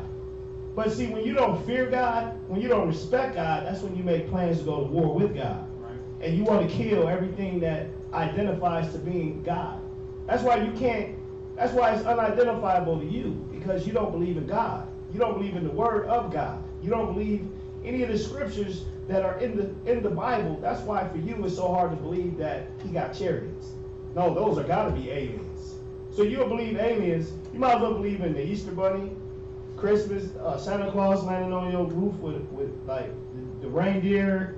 Like you're putting yourself in a fairy tale mind state to think that the white man control everything. You don't control everything. He ain't catching no angel and got him up in a room. Right. Like he dissecting him, got his wings strapped to the table. Come on, man. Y'all watch too much TV to really think, to even think like this. Read on. Verse 10. As for the likeness of their faces, they four had the face of a man and the face of a lion on the right side. And they four had the face of an ox on the left side. They four also had the face of an eagle. Read. Thus were their faces, and their wings were stretched upward. Two wings of every one were joined one to another, and two covered their bodies. Read. They went every one straight forward, whither the Spirit was to go. So who was leading them? The Most High. The Most High was leading these spirits. So what you consider to be, they're not coming to call. You know what's crazy is when you watch these movies, they try to make it like these aliens are uncontrollable. Like they're just going up, we need your resources. Yeah, we here to suck up your ocean. Like, come on, bro. That way when Christ and the angels, when you start seeing them, like the priest said, you go get your guns now. Now you're trying to shoot down the work of the Most High. Now you're trying to bunk yourself into your house and have all this stuff set. I'm a prepper now. I'm preparing for the end of the world and for the aliens when they invade. You know why people believe in aliens? Because they've seen these spirits moving through the sky. Right. They've seen them move from over here to over here and then disappear. So what can you say? You know they're real, but it's because you don't have that spiritual insight in the scriptures to understand that he's telling you what they are. They're workers of the Most High. They work for the Most High. And they're not these chaotic green people that's running around, like you said, here to snatch you up and give you an anal probe. Then stick you back out there molested. Come on, man. That's crazy. What you got? I just got a question. So, where can we go? Because obviously, like, where can we go to see, like, what the faces represent? Like the lion, the ox, the eagle. Is That's in that Revelation breakdown. Right. And where we've been ranking at? Yeah, you got 4 or 5, it's chapter 4, chapter 5, Yeah. chapter 6. Now, when we went in those breakdowns, Okay. comes out We you did a class on that. We did. yeah, that was the Revelation breakdown. Yeah, we Yeah, did a yeah, class on okay. This scripture is part of that. Right. All right. Okay, yeah, okay. But yeah, that lion represented pride and Yeah. courage. You know what I mean? I got The ox represented strength, or what they call the calf, I think in Ezekiel. Yeah. What was the other one? The one had the face of a man, it represented wisdom. The other one was the eagle, the height and the loftiness. Oh yeah, here it is. Remember that? Yeah. It's like, yeah, great sight. Yeah. There you go. Gone. Okay. What was that? Revelation Revelation 4. 4, right? Yeah. Lion, courage, calf, strength, man, wisdom and knowledge, eagle, great sight and loftiness. There you go. Yeah, okay. All right. So for any of y'all that didn't catch it, if you catch that Revelation breakdown chapter 4 in the videos, then that'll tell you about those 4 faces. It will break down those 4 faces for you. All right. Read on. Where you at? Verse 13. Read. As for the likeness of the living creatures, their appearance was like burning coals of fire.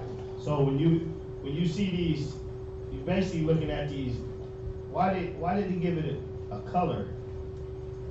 He said, as for the likeness of the living creature, their appearance was like burning coal as fire. So you had these dark figures on fire. You know what I'm saying? Ain't no white naked angels. Ain't none of that. Ain't none of that. Boys without sex organs, or his little little uncircumcised pee come down with his wings and touch you. Jesus loves. Pasty babies. Pasty babies. Pasty baby angels. But that's their way of mocking the Most High, mocking the work of the Most High. If you saw a UFO, if you saw a chariot land right here in the street, the last thing you're gonna do is mock it. And when you see something like this come out with 4 heads, and they got a face like a man, an eagle, an ox, and you're gonna look at that and you're gonna respect that. You're not gonna play with that. And that's that. But see, when you ain't got no respect for something, you'll taunt it and you'll play with it because you don't understand it. Right. Read on. And like the appearance of lamps, it went up and down among the living creatures. And the fire was bright, and out of the fire went forth lightning. Read. And the living creatures ran and returned as the appearance of a flash of lightning. You see that?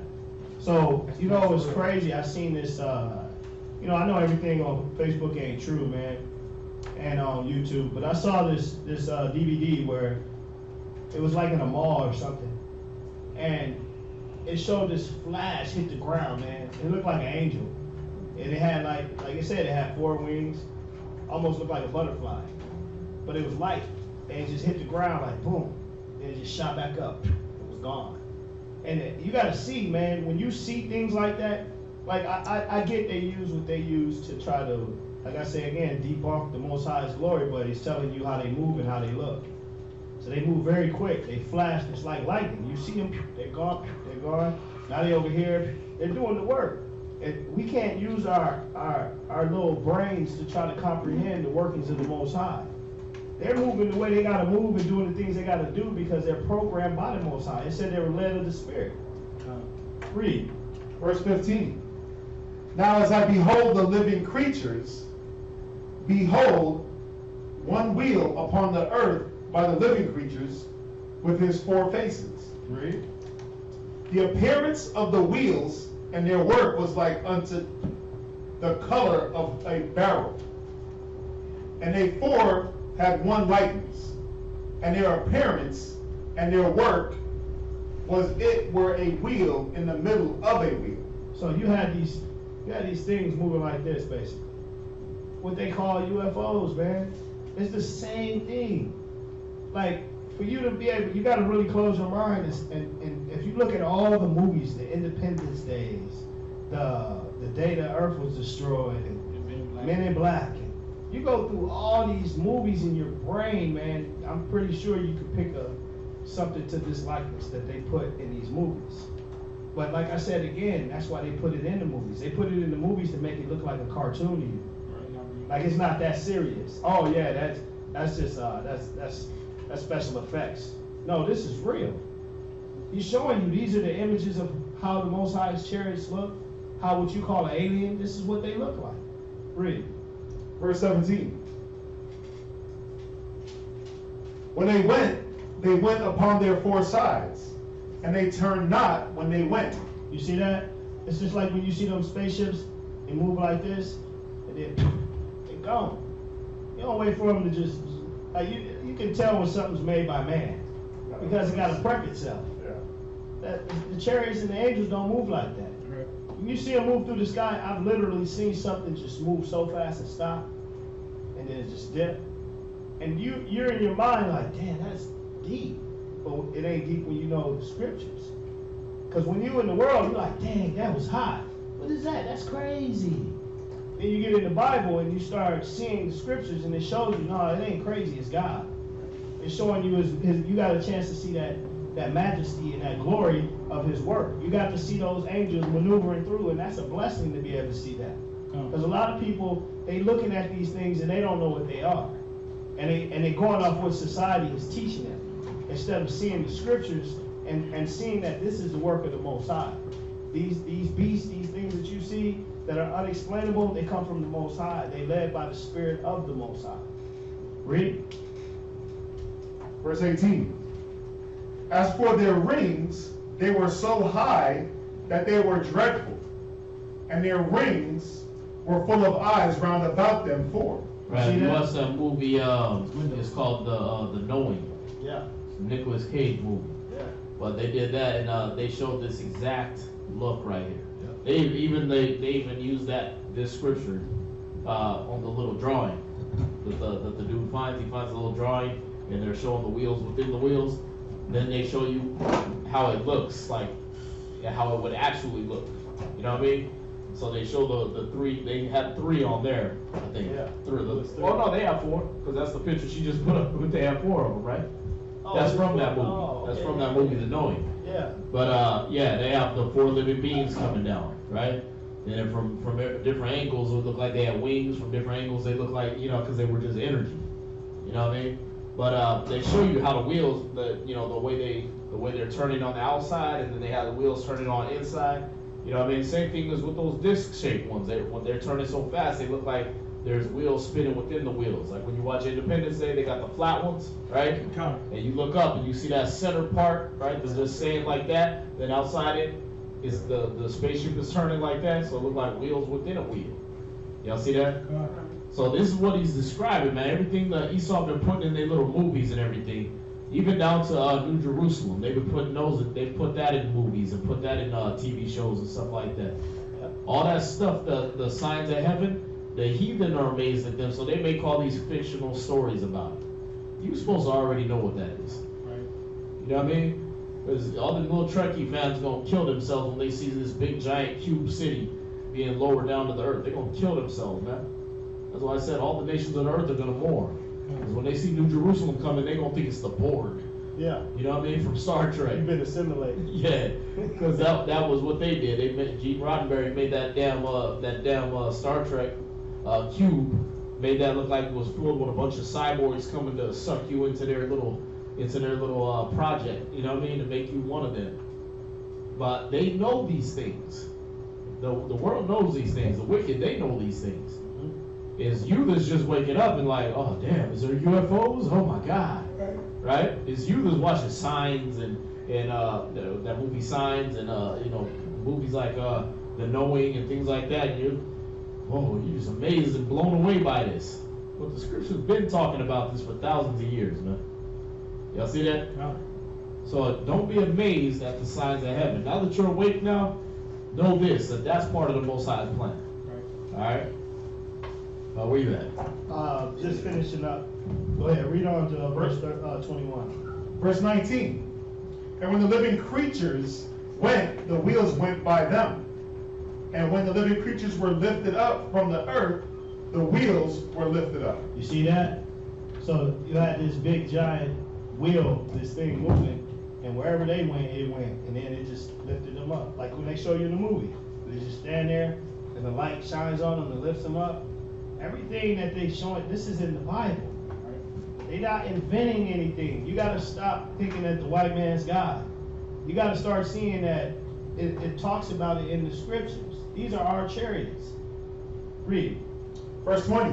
Whithersoever the Spirit was to go. What? Whithersoever the Spirit was to go. So they're not these disgruntled aliens that need your resources.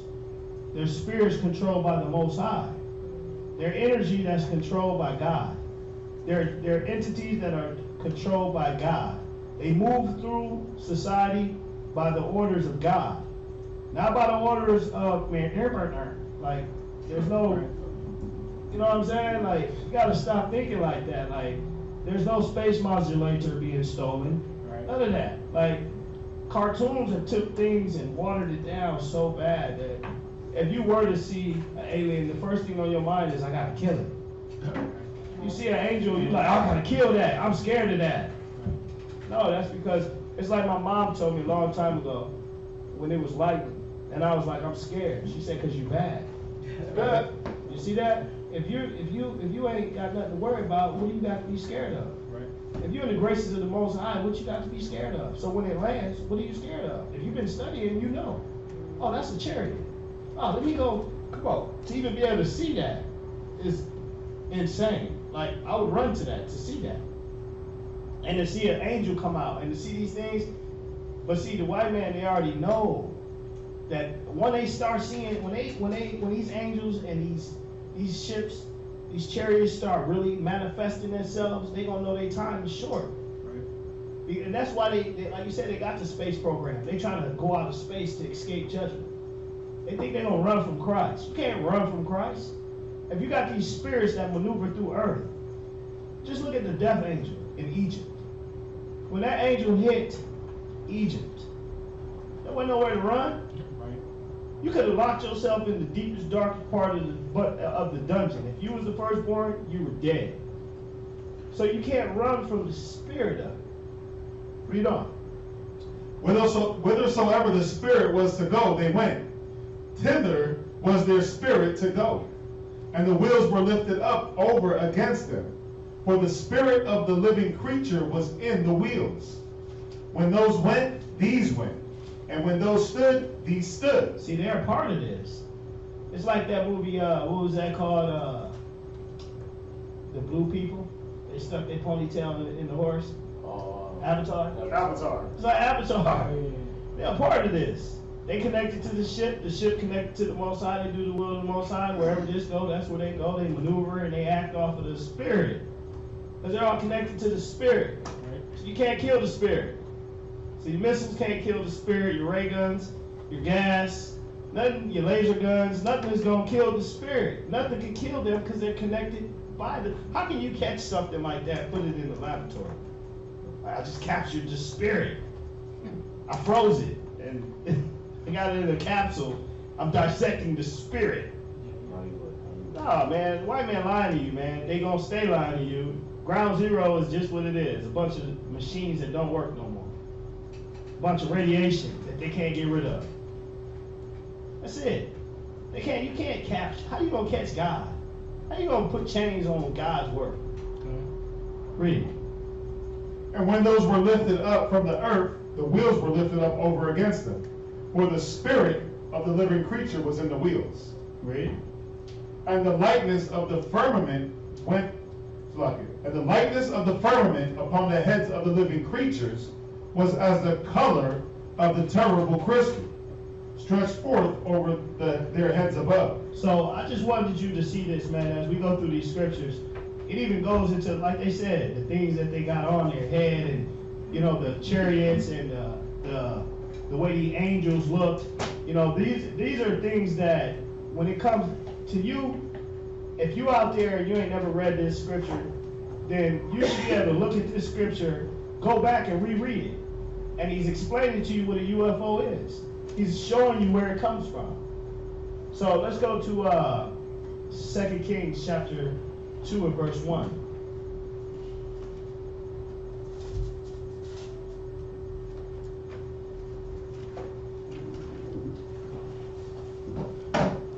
Second Kings chapter 2 and verse 1.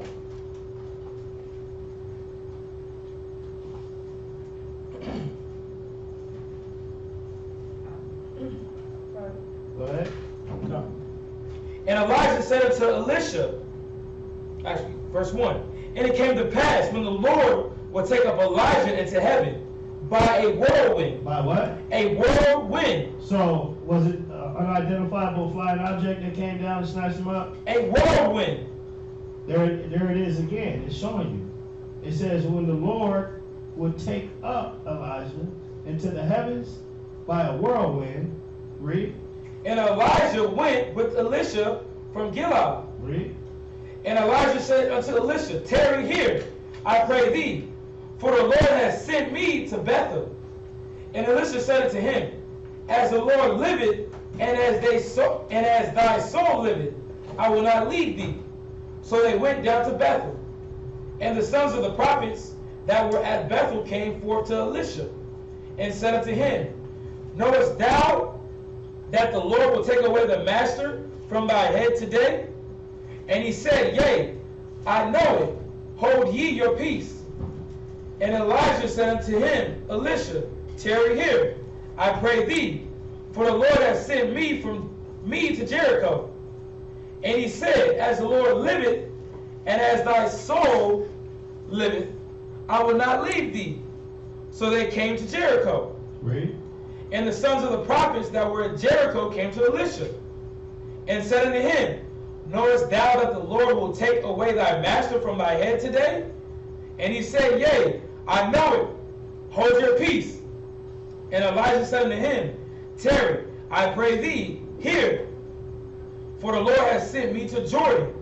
And he said, As the Lord liveth, and as thy soul liveth, I will not leave thee. And they two went on. I'll jump down to verse 11. Verse 11. And it came to pass that they still went on and talked, that, behold, there appeared a chariot of fire. There it is again. Another word for what you call UFO. So the first word was what? A whirlwind.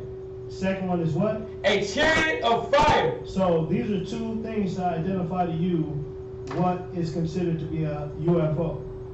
So he's showing you here that while Elisha and Elijah were dealing, Elijah got taken up to heaven.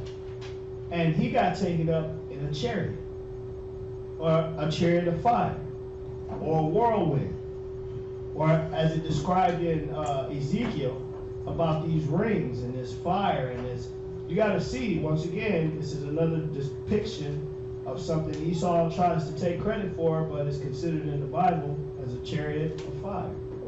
Read. And the horses of fire, and parted them both asunder. And Elijah went up by a whirlwind into heaven. So how did he leave? By a whirlwind. So he was lifted up. So you can't be stupid, you can't be naive, man, to keep thinking that everything's a joke, everything's a cartoon. Right. White man, just because he put it on Warner Brothers don't mean that he made it. Right. The Most High is showing us, look, this is how I deal with people. This is one of my avenues of getting people into heaven. One of them might be a chariot of fire that come down, snatch you up, take you where you need to go. Actually, read that part again. Verse 11. And it came to pass, as they still went on and talked, that behold, there appeared a chariot of fire, and horses of fire, and parted them both asunder. Right, so the chariot of fire and the horses of fire, they went between Elijah and Elisha, right? Go ahead. And Elijah went up by a whirlwind into heaven. So the chariot of fire didn't bring Elijah up. You know what I'm saying? The whirlwind brought him up. The actual craft brought him up. That beam is what came down and parted him. That fiery beam came down, looked like a chariot of fire. You know what I mean? It came down and parted them, separated them. Like, y'all remember, what's that movie, man? It was supposed to be a funny movie, a comedy movie. Like, It's the End of the World or something like that. Seth Rogen and all them little weirdos. Oh, this is it? This is it, right? Yeah. And he, you know what I mean? That beam's trying to snatch him up, but he tries to grab onto his friend, but the beam is parting him away. You know what I mean? So they can't both get up there. That's how this was working, man. That chariot of fire came, set that down between them. You can't come. You know what I mean? He's coming. Then the whirlwind, it said, took him up. With the whirlwind, the chariot took him up. Y'all see that?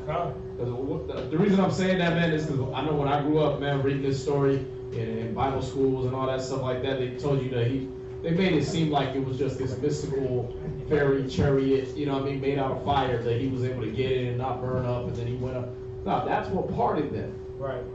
That image is what parted them. You know what I mean? So that Elisha had to step back. You know what I mean? Right. And then that chariot is what took him up. What's that? But it's like even when you read down to verse 12, it tells you it was a horseman. So it's almost like the horseman of the Lord, right? Yeah. Can it be like a thing where they were walking and this, like a horseman, you know how like, you know, you watch movies, man, and two people are walking, and they see like a dude on a horse coming, and they kind of just split ways. They split off on one side to get out the way of the horse. Right. Kind of thing. I mean, that's the way I'm kind of, when I read that verse 12, what I'm saying. it's kinda, Like I it's said, mystical. when you picture that, you know, thinking on like how we know of what we see of UFOs, you know what I mean? Yeah. How they portray them. Yeah. You know what I mean? What do you always see? You see that chariot come, you know what I mean? It's got all that it's Independence Day, it's got all that fire, cloud, and all that, right? So it's that chariot of fire, right? And then you see that beam come down. You know what I mean? And it just separates whoever you with. And it takes one up. Y'all see that? So this will be more accurate depiction of what you would be reading right there. So it ain't like he got, you know, the fiery chariot came down, sat there, he jumped in it like a regular chariot. Right, you know what I mean? right. And just rode up in a circle up to heaven. Like, all right? Right. They said the whirlwind took him up. You know, I was reading this what is this? HarperCollins Bible Dictionary, and that's what made me think of that. I was like, wait a minute, yeah. It says the whirlwind is what brought him up, not the fiery chariot. The fiery chariot separated them. Right. Alright? But the whirlwind brought him up. Y'all see that? That actual chariot, the actual craft is what brought him up. Alright? I'll read verse 12. Yeah, that's what I'm saying. You read verse 12. It tells you like, this is verse 12. And Elijah saw it, and he cried, my father, the chariot of Israel, and the horsemen thereof. You see that? These are chariots of Israel. This is what the Most High uses to deal with Israel. That's why it's unidentifiable to the nations. Because Israel, these are chariots of Israel, man. These are things the Most High uses to deal with us. Like, he got angels to deal with the nations and whatever he got for them. But as we're learning about Elijah and how he was taken up, it said this is a chariot of Israel. Read on. And the horsemen thereof. And he saw him no more, and he took hold of his own clothes and rent them into pieces. So this is just giving more edification on, like Priest Al said, that chariot that came, that fiery chariot that came in between Elisha and Elijah, right? So when he got took up, it was showing basically like that movie you quoted earlier where they couldn't hear the voice, so they didn't get to go. Yeah, the knowing. The knowing. Because if you remember, they was trying to get the kids to safety. But when they got them finally to this ship, the kids were drawn by the spirit, but the parents wasn't. So when he got to where the angels were, and the angels were talking to the kids like, listen, it's time to go. And they were like, yeah, but can our dad go? And they were like, it ain't for him. But the whole time they just standing there, he's just looking because he can't hear the voice. Right. And that's how it is too. A lot of y'all, man, y'all gonna be out here bad. Like you're gonna be waiting to hear and see signs of heaven, and they're gonna pass right by you. Because you're not listening and you're not paying attention to the stories. You gotta pay attention to the stories because I'm gonna show you something. Go to Nehemiah 9 and verse 6.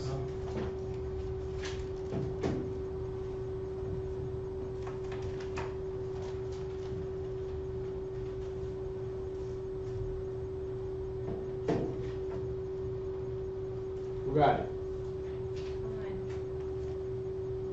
Said Nehemiah 7 and 6? Yes, sir. Nehemiah 9 and 6. 9 and 6. Yes, sir. Read that.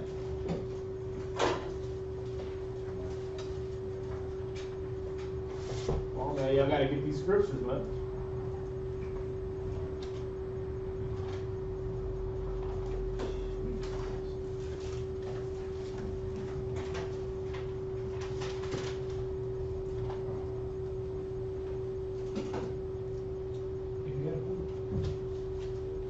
Nehemiah what? 9 verse 6. Nehemiah chapter 9 verse 6.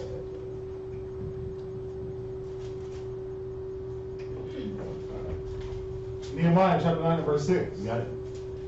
Thou, even thou. Let everybody get it. It's right after Job. 9 and 6, You got Job, then you got Esther, then you got Nehemiah. Got it? Nehemiah chapter 9 and verse 6. Thou, even thou art Lord alone. Thou hast made heaven, the heavens of heavens, with all their hosts. Read again. Thou, even thou, art Lord alone. See, there ain't no other power but God. So it said, thou, even thou, art the Lord alone. There ain't nothing else controlling God. There ain't nothing that can come in between God. There ain't nothing that can influence God. God is God. So when he sends out an angel, they don't come back until they're done with the work. There's no persuading these spirits. There's no negotiating with these spirits. There's no trying to control, capture, destroy. The Most High controls everything, and there's no other power over that. Read. Thou hast made heaven, the heaven of heaven. See that? He made the heavens and the heavens of the heavens. So there's things in realms that we don't understand. All you know is earth and what the white man taught you. I know coming from where I come from that I wouldn't know nothing except through school. Then when they came from, everything that was in school was their history.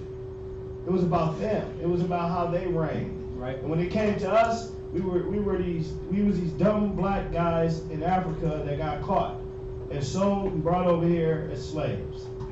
So now breaking out of the school system thought process and getting into the Bible, there's edification to show you that these are chariots of God. These are chariots of Israel.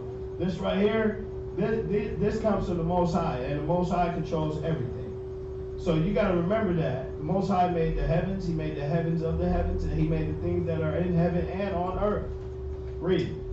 With all their hosts, the earth, and all the things that are therein, the seas, and all that is therein. You know that we've only seen, what is it, 2% of the ocean creatures? Like, it's so 10%. 7%? We've discovered 10%. 10%. Like, you got to think of how big the ocean is, and you only seen 10% of what's in it. That's why as they dropping these radioactive devices in the water, they're pushing up things that they've never seen before. Because there's things that go on that only the Most High can control. Right. That he knows. But if you've seen something wash on shore that you never seen before because the white man didn't document it for you, it's an alien. It's something foreign now. Oh, what is that? Oh, that must have fell from outer space. No, these are creatures the Most High created. But because they don't know everything like they portray, it stumps you to think that if the white man don't know, then nobody don't know. Well, the Bible tells you he created all these things, the hosts on earth and in the sea. The things that are in heaven and that are out doing the work all come from him. Nobody else but the Most High. Read. And thou preservest them all, and the host of heaven worship thee. You see that? So this is something just to show you that God created everything, man. There's nothing running around that he don't know about. Right. The white man ain't created nothing that he don't know about. Everything comes from the Most High. You know, they try to do that what's that island of Dr. Monroe? They try to take and crossbreed things and make things happen. At the end of the day, man, they still using what the Most High created to do. So they're not creating anything. They're just splicing it and tampering with things that have already been created. So give me, y'all got any questions so far? All right, let's go to Zechariah chapter 1 and verse 5. 5 verse 1. Zechariah chapter 5 verse 1. Everybody got it? All right, read. Then I turned and lifted up mine eyes, and looked, and behold, a flying roll. There it is again, another word for a chariot again. So now we're dealing with a flying roll. And it gives the depiction of it. Read on. Verse 2, and he said unto me, What seest thou? And I answered, I see a flying roll. The length thereof is 20 cubits, and the breadth thereof 10 cubits. So, Freestyle Worm informed me that 20 cubits is 40 feet. Right. So he saw this 40-foot roll moving through the sky. See, it's not science. It's not witchcraft. It's God. It's not the white man and his devices all the time. But yeah, we know he got jets, he got hoverboards, he got all this. But when it comes to things that the Most High created, You can't. It's like the pyramids in Egypt. The people that had the spirit on them when they made that, you can't even bring the same measurements with a computer. You can't even reconstruct a pyramid. Right. Something's standing right in front of you. But you mean to tell me there's nothing working outside of what we can't see? You got to think of how much we've fallen from the wisdom of being able. If you look at the tools that we have now, and you look at the tools back then, how can they make something like a pyramid? Right. Not once, not twice, but multiple times.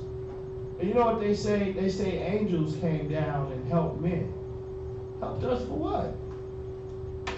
Like, you got to see the stupidity that science tries to push to us to debunk God. Like, there is no way that the Spirit of the Lord fell on you to where you have the mind state to be able to reconstruct and construct something of this vast. It's so crazy. If you looked at the measurements and the way the stones were cut, they said it was with laser-like precision. To where if you move this brick, this closed, this opened, this up, sand fell through, and the whole floor dropped. Didn't they say Solomon's temple dropped? Where he had the Ark of the Covenant. Where he had the Ark of the Covenant. But you can't even reconstruct that right now. Right. You see what I'm saying? Like, there's things that the Most High, the Spirit gives us. That's why it's unidentifiable to them. Because the Most High is not giving that Spirit to just anybody. Right. Read on. Where you at? Verse 3. This is Zechariah chapter 5 and verse 3. That's it on that. Give me Acts chapter 1 and verse 7. Acts chapter 1 and verse 7.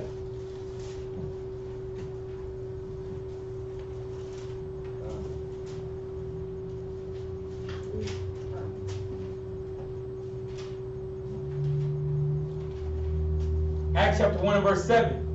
And he said unto them, it is not for you to know the times or the seasons which the Father hath put in his own power. So this is Christ speaking to them.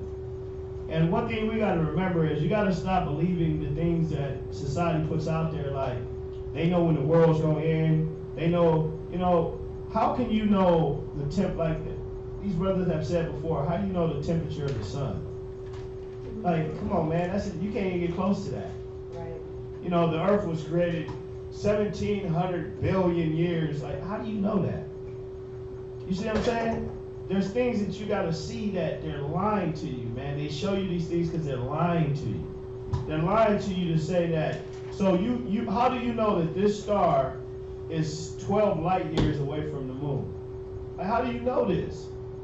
So you took 12 light years to get there to measure it, and then 12 light years to come back to tell us? That's 24 years. Like, come on, man. Like, you got to see, like, the things that they keep throwing out there is to make themselves look like God. But there's only one God, like we went over in the scriptures. All things were created by him. Right. That's why you can't know certain things. Ain't for you to know. You ain't going to know when the world's going to end. You ain't going to know when chariots is going to move around. You got people standing on mountains and trying to wait for a certain type of activity to happen because the white man said it's going to happen. Oh, these meteoroids going to crash into the earth in 2016, checking the velocity. The Most High controls that. Right. You don't control that. You can't even control the weather.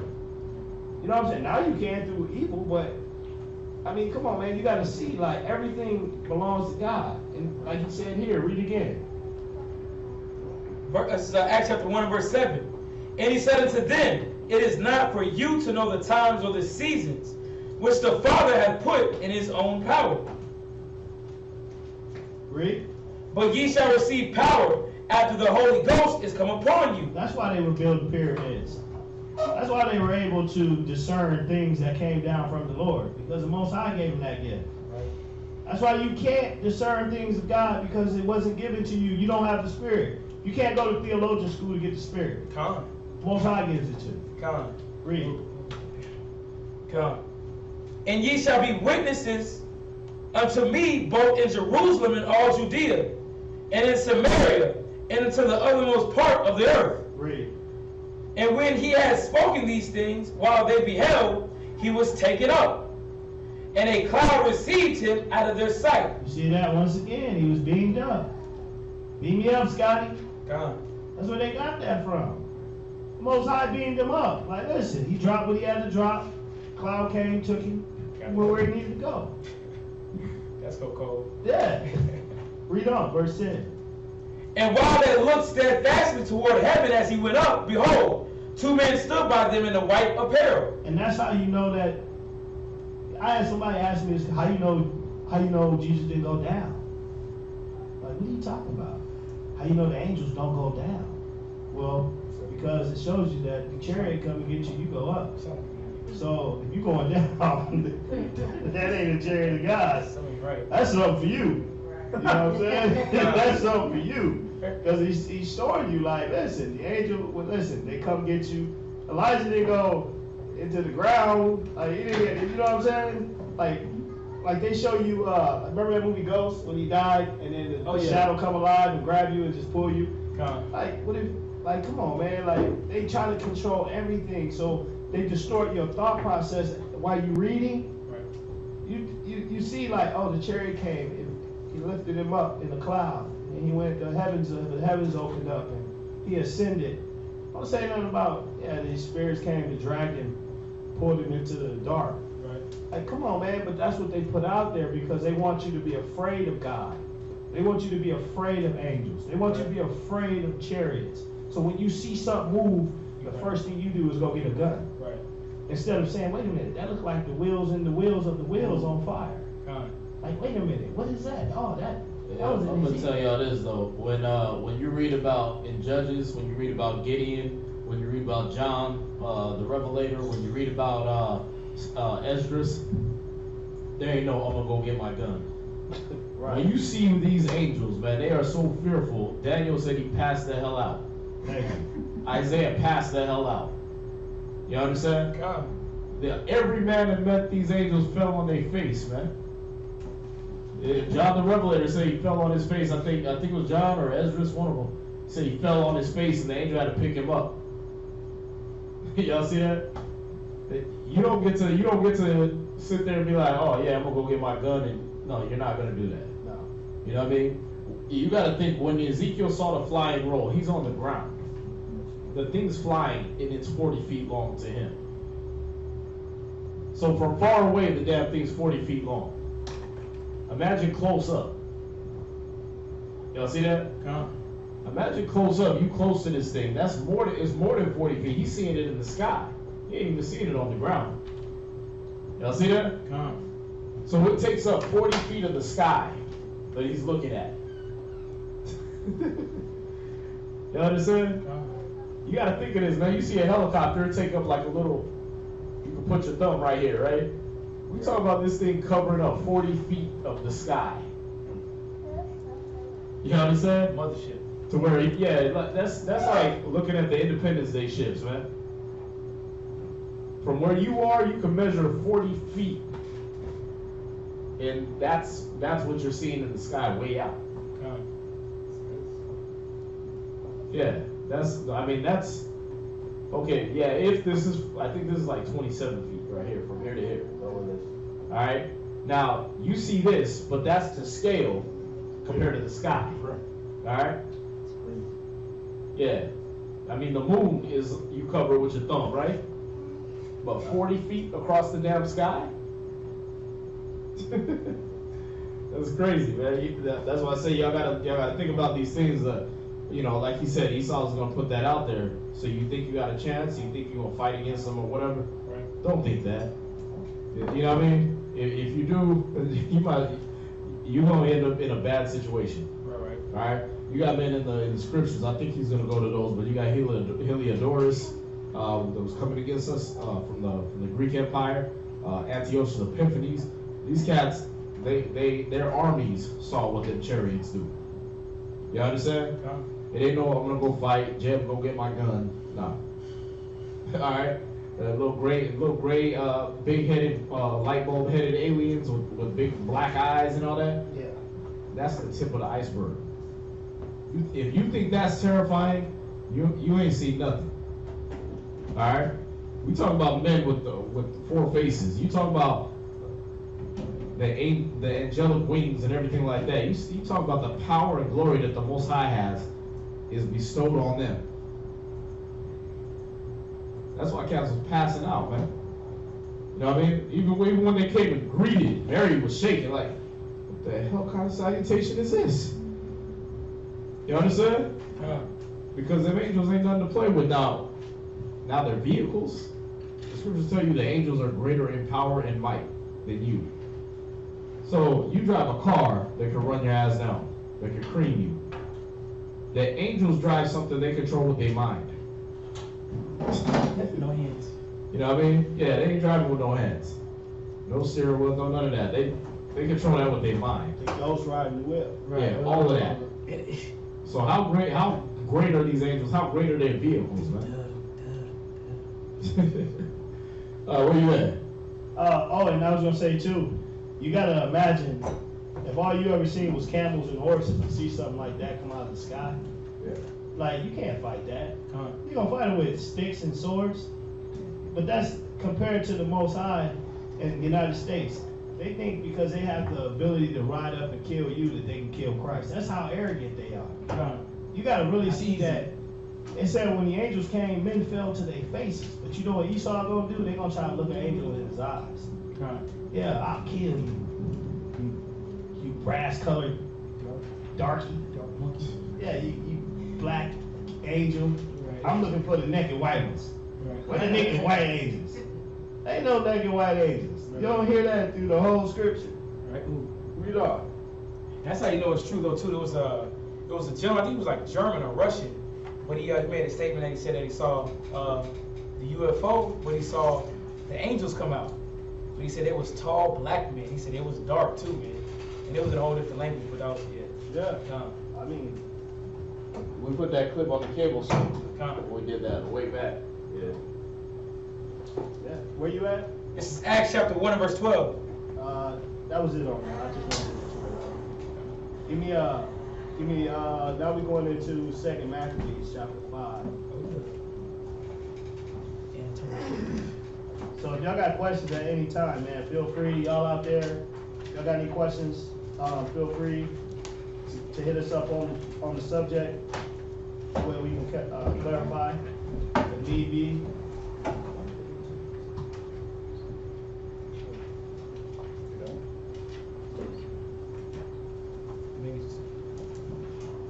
So this should be 2 Maccabees chapter.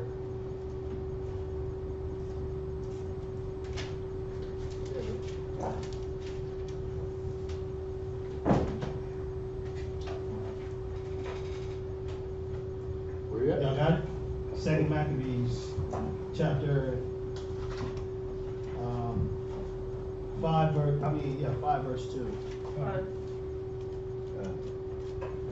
2 Maccabees chapter 5 and verse 2. And then it happened that through all the city, for the space almost of 40 days, there were seen horsemen running in the air. There were what? Horsemen running in the air. For how many days? 40. So, if you're familiar with this story, he's showing you right now, because what Priest S.O.W was bringing out, this is one of the stories where the Most High is using his army against this Antiochus, right? So he's saying right here that it said for how many days? 40 days. For 40 days, read. There were seen horsemen running in the air. When last time you seen horses running in the air? Never, sir. You ain't never seen that. That's where they got the reindeer from. You know what I'm saying? That's where they stole that from. Right. The chariot, yeah, the horses running in the air, they just switched it up for reindeer. Come on, man. What you say? That's in that movie too, where they were fighting in the air. Yeah. What got the name of that? Clash of the Titans. Clash of Titans? Yeah. But they got all this from the Most High, man. But he's showing you these are chariots, these are devices of God. This ain't a fiction now. Read on. 2 Maccabees 5 and 2. I read from the top. And then it happened that through all the city, for the space of almost 40 days, there were seen horsemen running in the air. in cloth of gold, and armed with lances, Dang. like a band of soldiers. So they had roses and they was bringing the good word. With lances and a band of soldiers. So they were naked, and they had a little bow and arrow.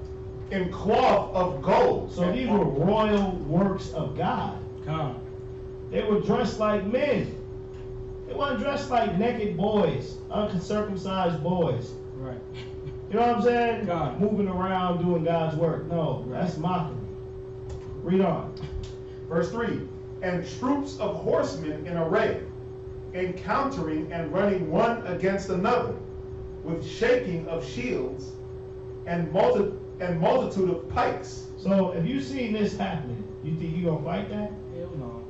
How you gonna fight something like that? You got these horses moving through. Your horse is on the ground. His is in the air. His is moving around and they're making all this noise and it's all organized because you know the Most High does all things decently and in order. God. So the way they're moving is all pneumatic. Like it's just, how you gonna fight that?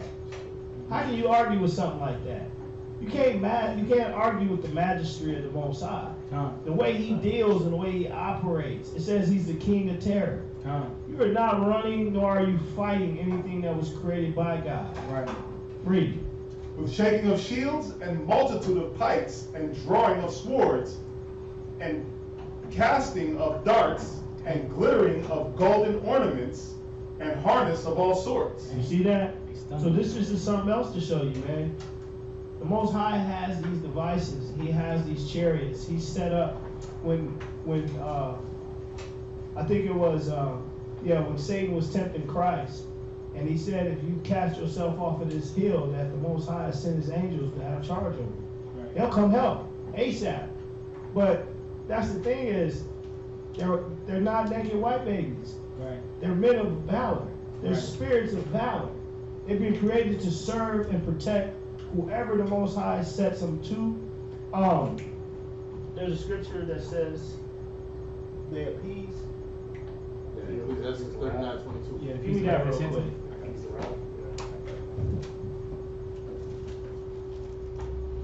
Ecclesiastes chapter 39 and verse 28. Let me know when y'all get that.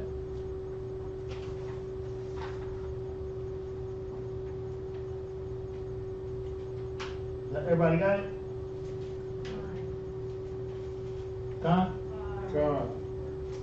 You said Ecclesiastes 39 and 28. 22? Yeah. He's a graphic. Oh, he's a graphic in that later.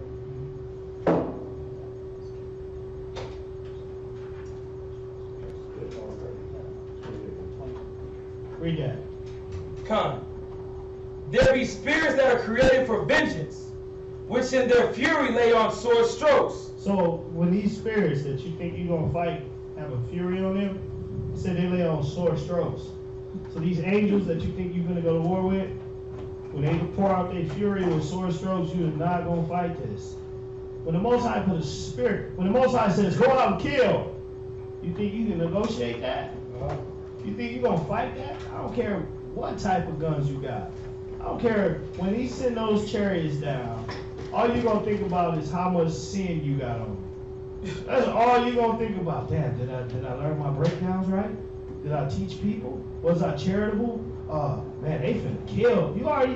You gonna be able to see it ASAP. Like, yo, oh man, it's time. How you gonna fight that? Read. In the time of destruction they pour out their force, and appease the wrath of him that made them. Who made them? The Most High. The white man? The Most High. Scientists? The Most High. See, that destruction, when they come on you, is coming from the Most High. When those chariots land and them spirits come up off that chariot, or when you see them horses break open the sky and they're moving through the sky and they're maneuvering the way the Most High told them to, you can't negotiate that. It said they run through sparks through stubble. They're gonna come through the United States. They're gonna run through this like a wet paper bag. And it don't matter what type of weapon they use. You got to stop being scared of the. You got to worship the creator more than the creature. You keep looking at the creature. Like, yeah, they got missiles, they got guns that shoot through walls. They got this missile that it hit the ground, won't even leave a hole, and then it go in the ground and explode. Right. They got this, they got that, but they don't got what God got. God is omnipotent. God is everything. His angels, you can't destroy one of his angels. So stop believing this, that they got these angels and they got this energy bottled up. What they did is they play with Satan's knowledge, but they ain't controlling God. Right. And even remember this, God controls Satan. Come on, man, you got to see that. Go to what's that, verse 3? Yeah, that book I'm passing around is it's from a book called The Native Americans. All right, and it's showing you right there, and I'll let y'all see it online a little bit, but it's showing you right there, man, that they know about these same characteristics of the so-called UFOs. They know about they know about all these things. They teach that in their customs. If you look at that picture close, you see the wheel with the inside the wheels, right? And then you see the 4 creatures, different ones coming out from each side, right? They know about these things. That's the same thing you're reading about in Ezekiel, man. And they teach these things to their kids like it's nothing, but they call it different names. You know what I mean? You read up. Yeah, they teach their kids these things by different names. So when you look at this, I don't know if they can see it online, but it's on your left side if you're watching TV. All right? If you're on your computer, it's on your left side. But do you see that? They got the likeness of the 4 living beings right there, coming out those 4 corners of it. Then you see that spinning wheel with the wheel inside. Look like a whirlwind, right? They know these things. Y'all see that? You can't tell me the Native Americans ain't the tribe of Gad in the Bible, man.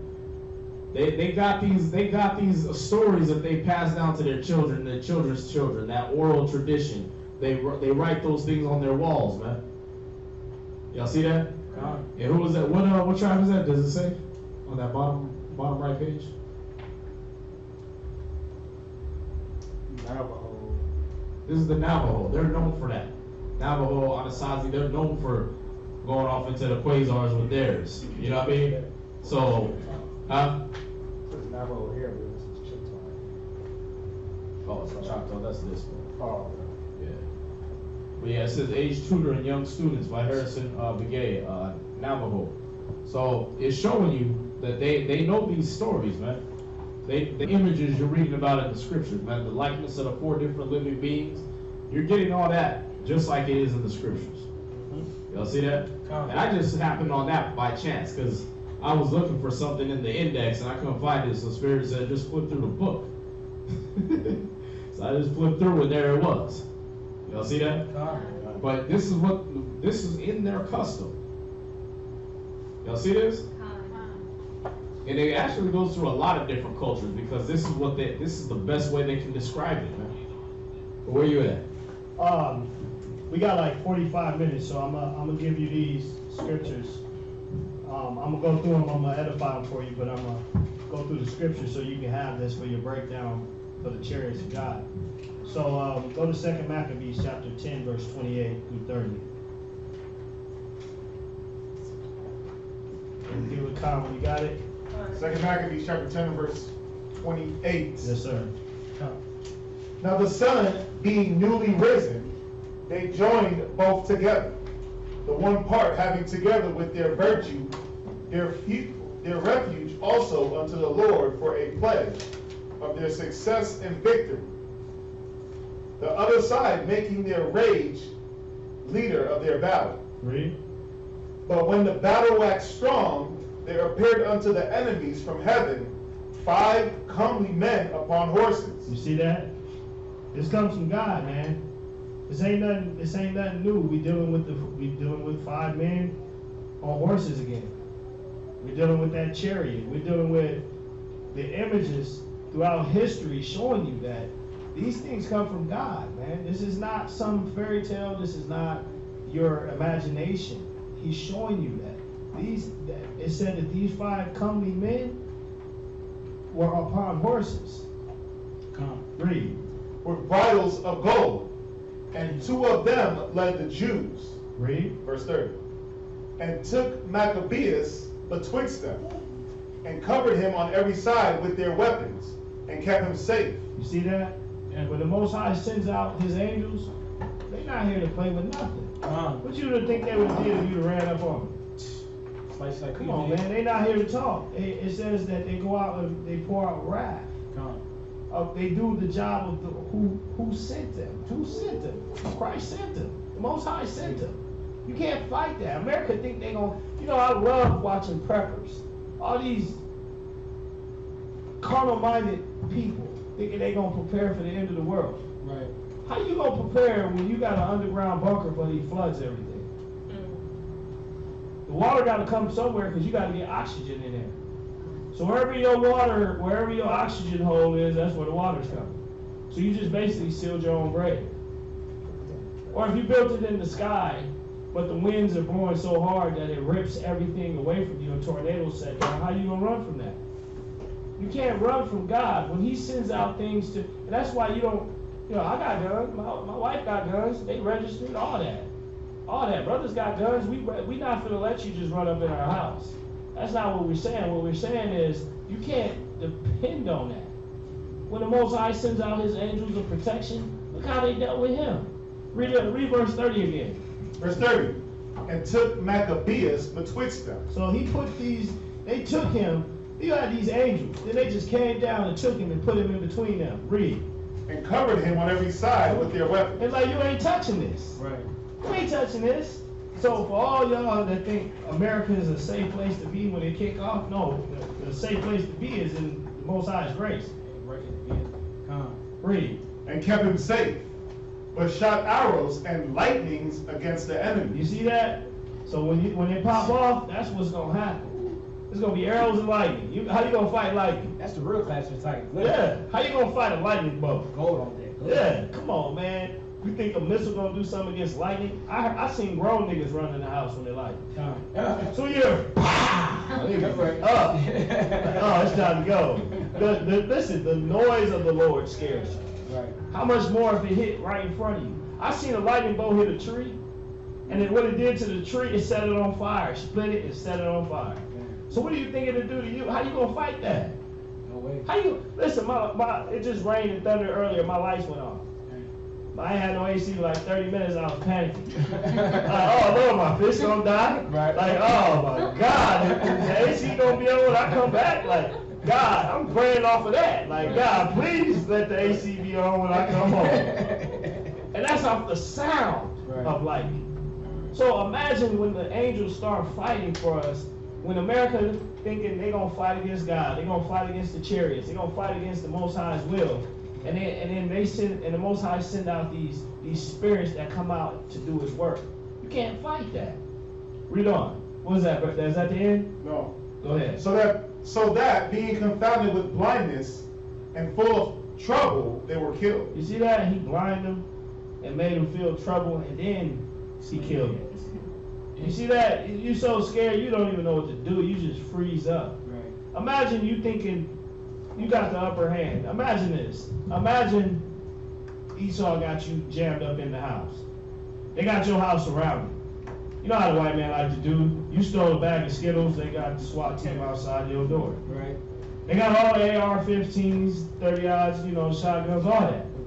And they got the battle and ram, all this because you stole a pack of Skittles. Right. I seen a cat get shot and killed for some Skittles. Right. So anything can happen over a bag of Skittles these days. Come. So you over here in the house, and all of a sudden the sky open up, and these 5 horsemen come down, and they encamp your house.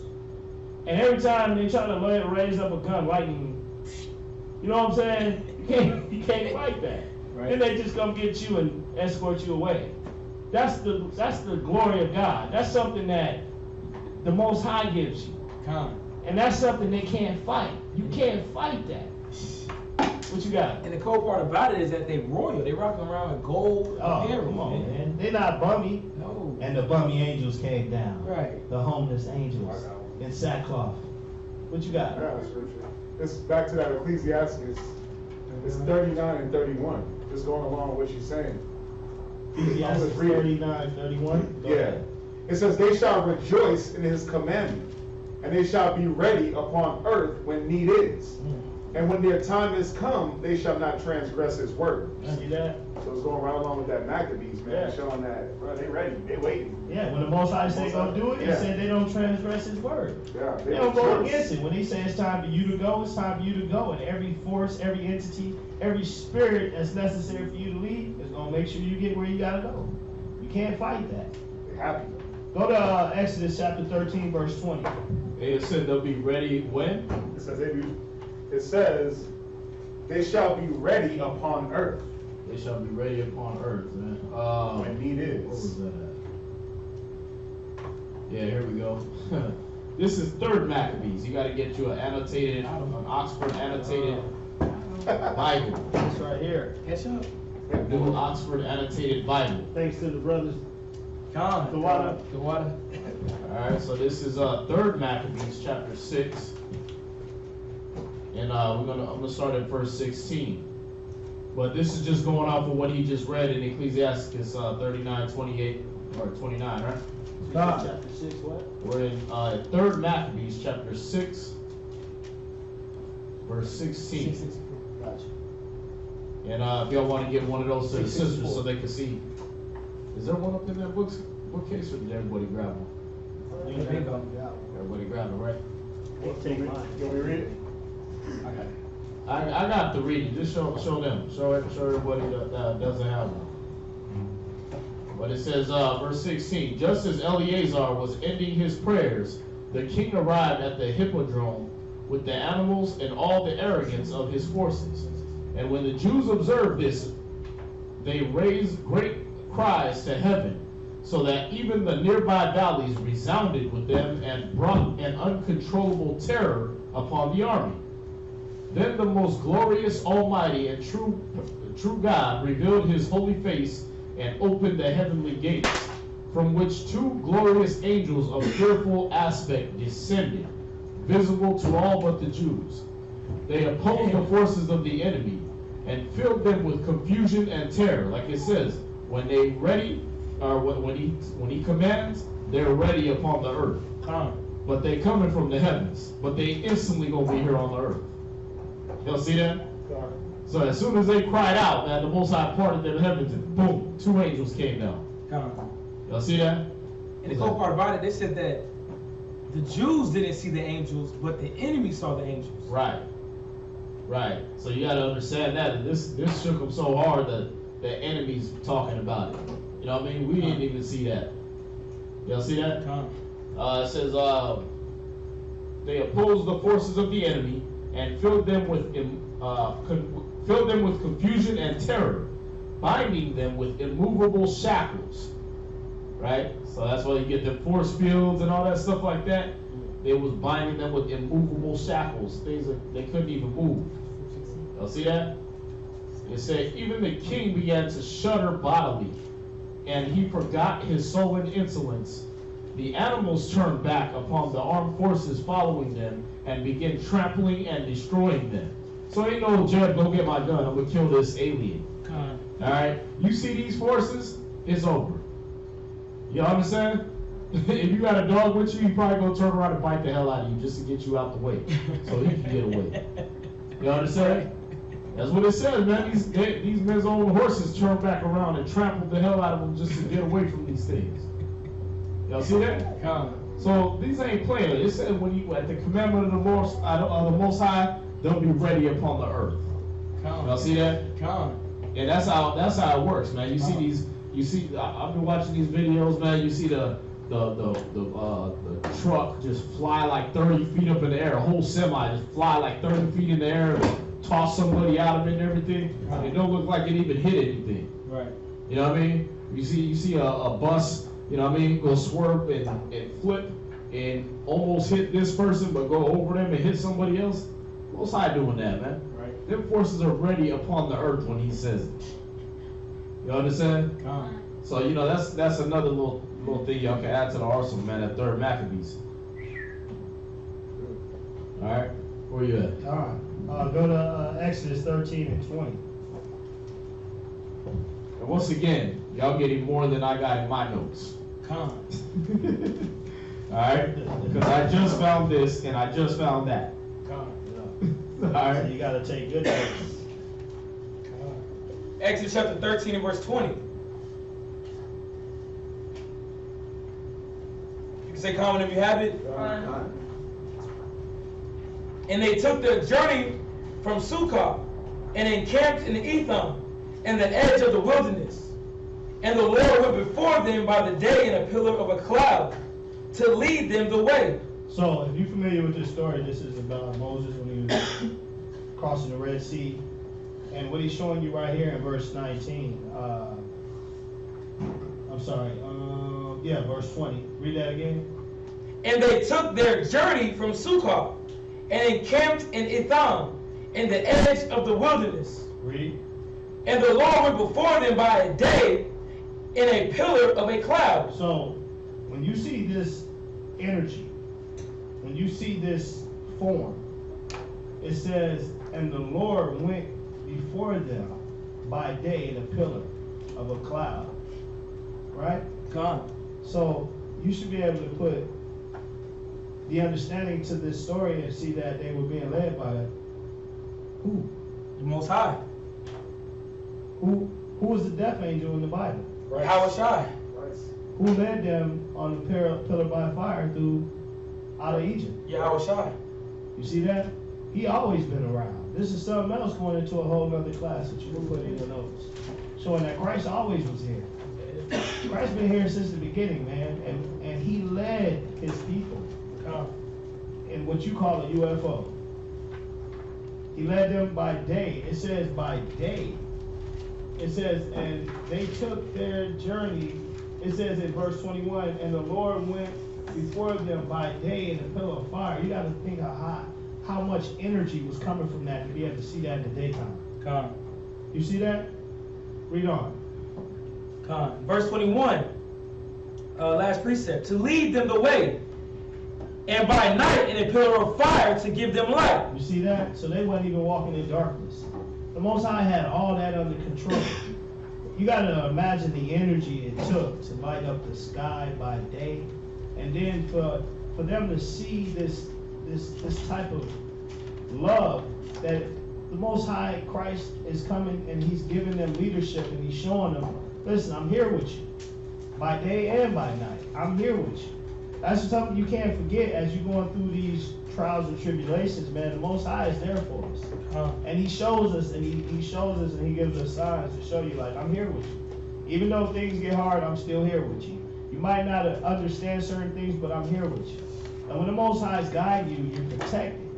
That's why they were able to get through the Red Sea. What happened to Pharaoh's men when they tried to cross? No. Yeah, they got wiped out. Because when the Most High is leading you, you're protected. Read on. Con. Verse 22.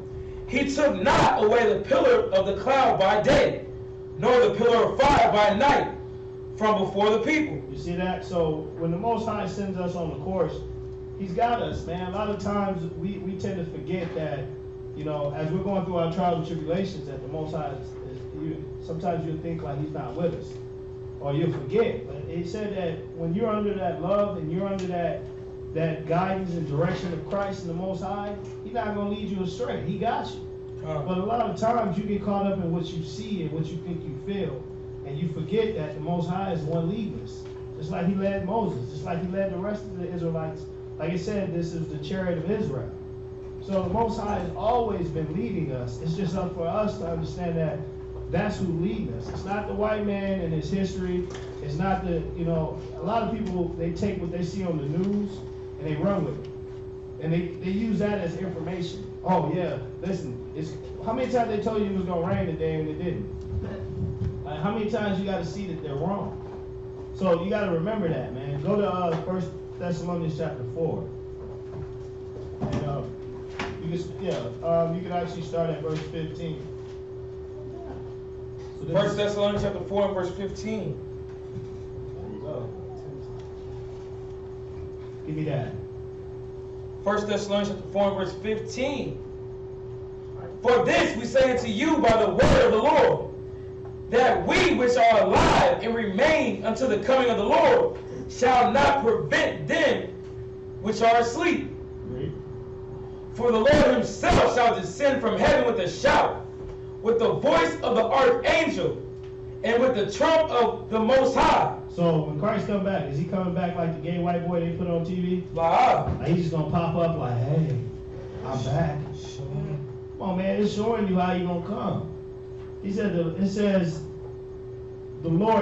that, read verse 15 again. Verse 15. For this we say unto you by the word of the Lord. So he himself is letting you know. Read. That we which are alive and remain until the coming of the Lord shall not prevent them which are asleep. Read. For the Lord himself shall descend from heaven with a shout, and with the voice of the archangel, and with the trump of the Most High.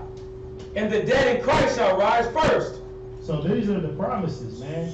These are promises to show you, just like they show you in the movies, the aliens come, put his hand over her body, and it just lifts up. Now it's alive. I seen that in what was that? It was like Captain Jack or something like that. It was like where the pirates made an oath with him. And oh, you talking about Pirates of the Caribbean? Yeah, there you go. They take these things, Pirates of the Caribbean. They take these things from us, but these are all biblical stories. But they try to fictionize them so that you won't respect it. But the Most High is showing you, man, the dead gonna rise. Listen, when the Most High come, he coming from the clouds, he coming from the sky. The heavens gonna open up. These chariots, these horsemen, these angels, these things come from the Lord. Read on. Verse 17. Then we which are alive and remain shall be caught up together with them in the clouds. So we gonna be what? Caught up together with them in the clouds. See that? So just like you saw the angels, they got beamed up. Just like you seen in the stories where it said Elisha, how he got beamed up. It says right here in verse 17, read again. Then we which are alive and remain shall be caught up together with them in the clouds. Read. To meet the Lord in the air. See that? The Lord gonna be in the air. Christ is gonna be hovering over us. And then those that remain, we're gonna be brought up to him in the air. So all this is unidentifiable to them. But this is what the Most High promised us. This is not a fiction story. This is what he's showing us. This is New Testament. He's showing you, listen, you're going to be caught up with Christ. Christ's going to be above. You're going to be standing there. All his majesty, all these things are moving. And those that are caught up will be brought up and lifted to him. Read. Was that in the 17? Yes, sir. All right, give me Revelation chapter 1, verse 7.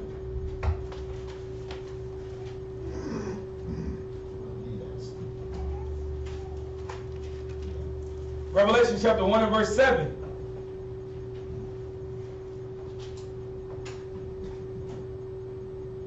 Read. Behold, he cometh with clouds, and every eye shall see him. How is he going to come? With clouds. You see that? There it is again, showing you. These coming, the chariots, the clouds. These are tools of God. This is how Christ is coming. When you go to verse 1, read verse 1. Verse 1. The revelation of Yahweh Shai. Stop. Jump to verse 7. Verse 7. Behold, he cometh with clouds. So this is the revealment of Christ. This is him showing you how he's coming. It said, behold, he cometh with a cloud, and every eye shall see him. So it ain't going to be hidden. Right. Like Priest Alon pulled earlier. It ain't going to be like, oh, Christ is over here in this tunnel. Christ is over here in this cave. Let's go see Christ over here in this cave. Right. No, everybody going to know when Christ comes. Because he's going to come from the sky. The heavens are going to open up. And he's going to be right there in your face. You ain't going to have no choice but to see him. It don't matter if you're in Australia. It don't matter if you're in New York. You're going to know he's there. Read. And they also which pierced him, and all kindreds of the earth shall wail because of him. Even so, Amen. So you ain't going to be able to hide. Even the ones that pierced him, that destroyed him, they all going to get to see Christ come. Because everybody mock Christ. Everybody want to come off like Christ is an alien. Everybody want to come off like Christ is something that can be beat. Right. But he gonna show you. He gonna show you from the ones that pierced him all the way up to those that tried to mock him, all kindreds and all the people on the earth. They go well when they see him. Because then the work you should have put in, when you did see these signs, these chariots, that you saw these angels, some of y'all got ministered to by angels, and you took that for granted. Yeah. But just remember this, when he come, you can't run. Everybody gonna know he came. Right. Go to Jeremiah chapter 4, verse 13.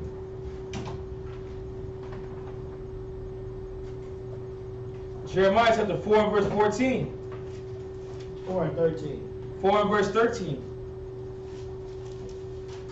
Read that. Come. Behold, he shall come up as clouds, and his chariots shall be as a whirlwind. You see that? He put all of them in one. Read on. His horses are swifter than eagles. Woe unto us, for we are spoiled. Read it again for him. So he's showing you right here. He's showing you, listen, behold, he shall come as the clouds, and his chariots shall be as the whirlwind. These scriptures we went over earlier about the chariots, the whirlwinds, the clouds. He's showing you the exact same thing. These are vessels of the Most High. These are chariots of God. Come. Give me Matthew chapter 24 verse. Oh, we went over that, so we can skip that. We went over that 24 and 31, 36 and 39. So give me Isaiah 66 and verse 15.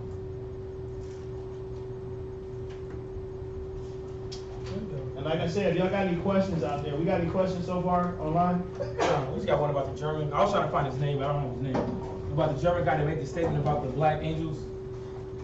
Oh, yeah, they gotta watch the video we did, man. We put the clip on there, but you got him and you got the brother, or not the brother,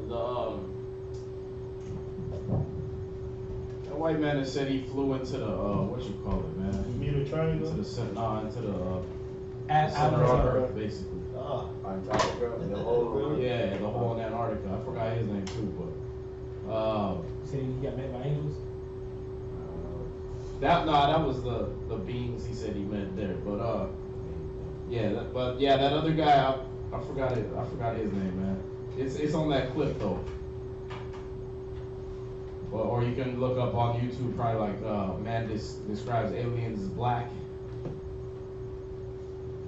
probably see it there, but that was the only question? Yes, sir.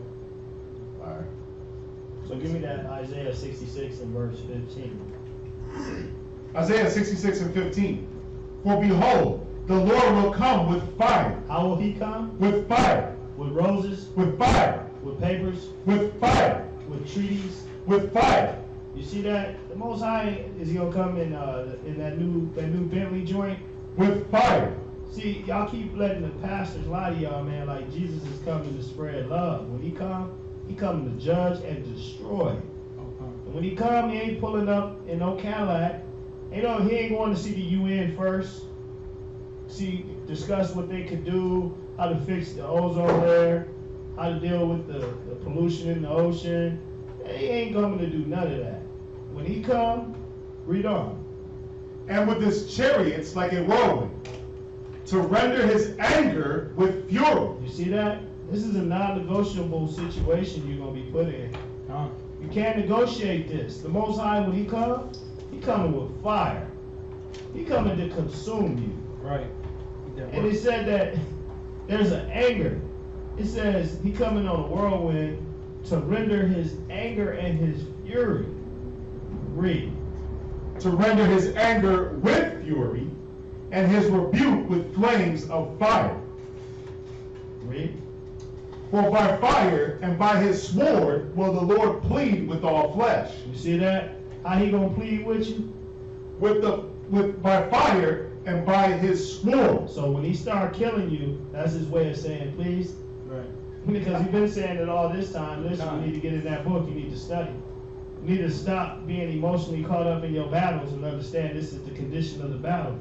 That all men shall fight. You got to stop feeding your flesh. He's pleading with you right now. Because when you see that earth, when you see that sky open up, and you see that fire come from that sky, and you see these horses, and you see these chariots, and you see these thousands of angels that are moving in synchronized formation, and they moving through the sky, it ain't gonna be time for you to try to plead then, right? Because the way he gonna plead with you is with the fire and the sword. Read.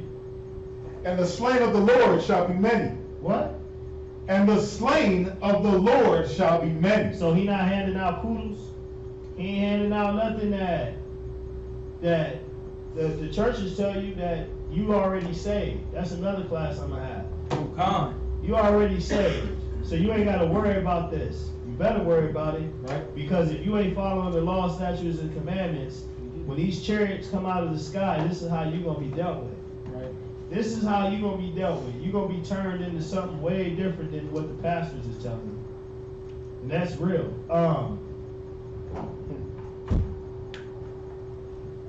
Go to that's the end of that. Go to Matthew's, or I'm sorry, go to that was Jeremiah. What was that? That was Isaiah 66. Go to Daniel 7 and 13.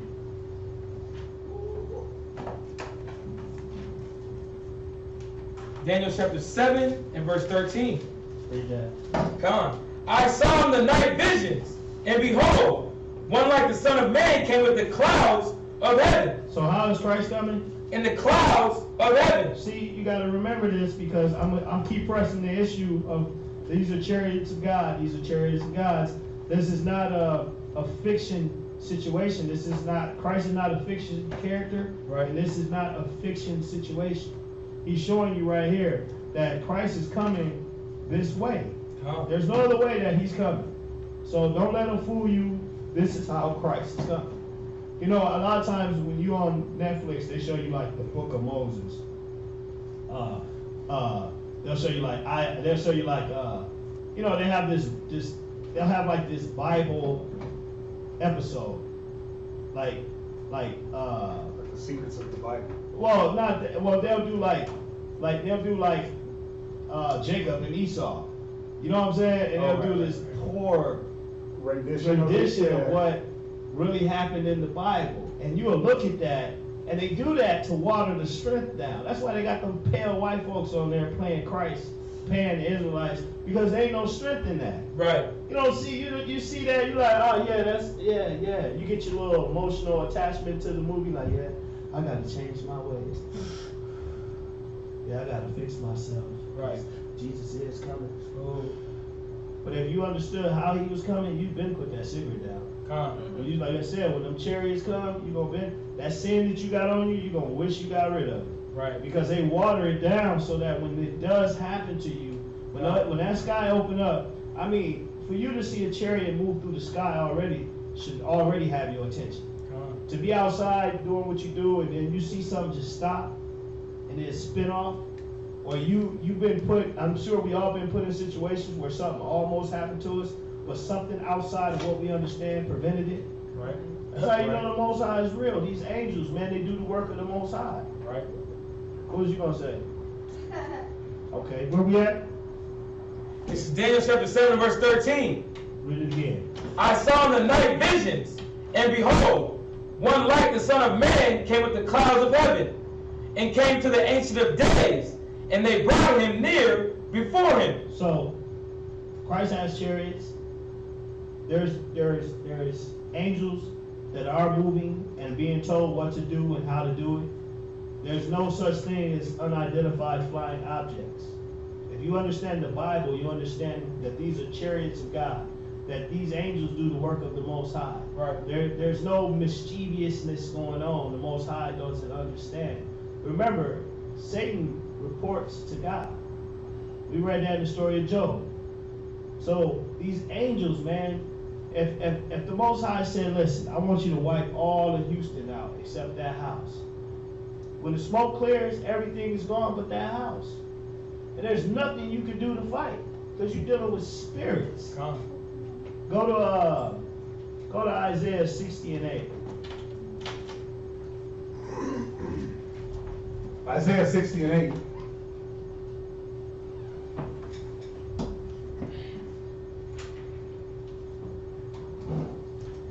Isaiah 60 and 8. Who are these that fly as a cloud and as the doves to their windows? So, this ain't Superman. This ain't all the Captain Americas, these fake. Notice all the superheroes white.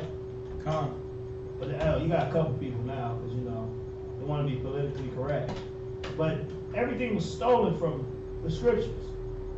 So yeah, there's things that move around. There's things that move a certain way. And in Isaiah chapter 60, verse 8, read it again. Who are these that fly as a cloud and as the doves to their windows? So when you see things moving around your house and moving, you see these spirits. I remember when I first got an apartment, me and one of the brothers set up prayers in my house. And soon after that, I started seeing things move outside of my house. You can see these things. These are angels of the Lord, and they're moving off of the chariots of God. So you got to remember, man, a lot of the things that we see and that we don't understand, they come from the Most High. So you got to remember that just because you can't understand what it is doesn't mean it's there to kill you or destroy you. A lot of times you're fortunate enough to see the workings of God. You're able to see certain things move, something fly over here, come back over here. Then you see it, 1 minute it's here, then it ascends up over here. So we got to remember a lot of this that we can't explain is explainable in the scriptures because it's showing you these are angels and these are chariots. This is how the angels move. This is how the chariots move. And that's how you're able to determine what's out there. Right. Because everything is controlled by the Most High.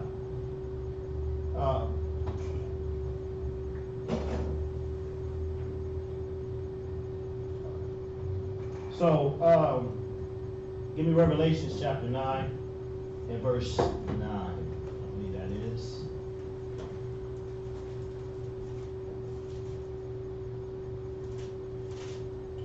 Revelation chapter 9 and verse 9. Read that. And they had breastplates, as it were breastplates of iron.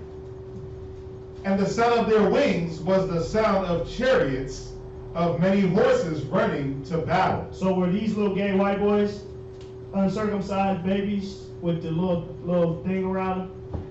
Well, how did these angels look? They had breastplates, as it were breastplates of iron. So these angels, they're ready for war. They're moving around on these chariots, and they're on these whirlwinds, and they're in these fire, and they're in these circles, and they're in these things, and they're not naked babies. They're not moving around like uncircumcised heathen. They're men they're spirits of war. They're spirits of, like you said, you got the messenger. You think the messenger angel came down because he a messenger, so he came down with messenger bag, yeah, a leather bag and a flute. Right, and a pen, what they call the pen, the feather pen. Come on, man. The apple hat. Come on, man. Y'all idiots. But that's what the white man let. He come run up on you looking like Peter Pan. I be the messenger. Slippers. Yeah, I'm different than the Michael. Yeah, come on, man. It said the angels, they wore breastplates. Read. And as it were breastplates of iron. And iron's heavy. So they ain't these rinky-dink dudes. They ain't no pep. Think about it. Come on. Everything Esau got to do is muscle enhanced. They ain't got the strength of this. But let's read on. And the sound of their wings was as the sound of chariots of many horses running to battle. So if you were how are you going to fight something that sounds like that? The reason I pulled that is so you can use your imagination. It said their wings were the sounds of many chariots. Like it said the wings was the sound of chariots of many horses running to battle. If you can imagine, and that's their wings, just flapping. Stampede. It sounds like a stampede. How you gonna fight that? How you gonna fight the Most High, man? How you gonna fight an angel with the breastplate of iron and the wings sound like horses, stampeding? That's just something for you to think about. Go to Psalm chapter 34 and verse 7. That was Revelation 9 and 10.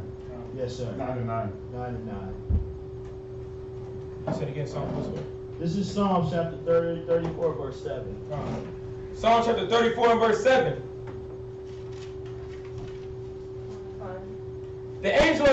encampeth round about them that fear him. So how do you get protection from the angels? That fear him. So if you want to know how when destruction starts to come to y'all, and you're over here praying, and you know, or a lot of y'all like to vote. That's y'all new thing. Oh, we gonna vote. Listen, I ain't vote for Hillary. I ain't voting for your boy, but I'm sure one of them gonna get elected. Come. So voting ain't got nothing to do with it. If you want to be protected by God, if you want to be able to be moved like that pillar of light that moved Israel when they were in the wilderness, if you want to learn how to be guided by the Spirit and by the chariots, you have to what? Fear him. You got to fear the Most High. You got to respect this book.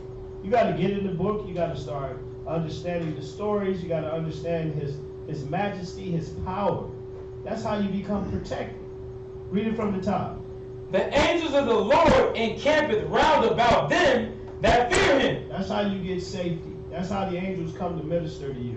When you got that fear and that respect of the Most High, then that's when the angels will come. You don't have to, listen, we all got to protect ourselves. That's the obvious. You got to protect yourself. But you got to understand the Most High is the greatest protector of all. When he puts those spirits out there, you see those chariots moving, you see these angels moving, just know that comes from the Most High.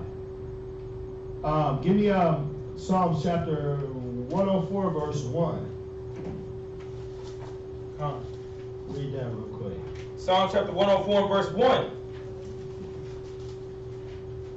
Read. Bless the Lord, O my soul. O the Lord, my power. Thou art very great. Thou art clothed with honor and majesty. Read. Who coverest thyself with light as with a garment? Who stretches out the heavens like a curtain? Who lieth the beams of his chambers in the waters? Who maketh the clouds his chariot? You see that? He made these clouds what? His chariot. So a lot of times, you know, you see these things moving in the sky and you just don't get it.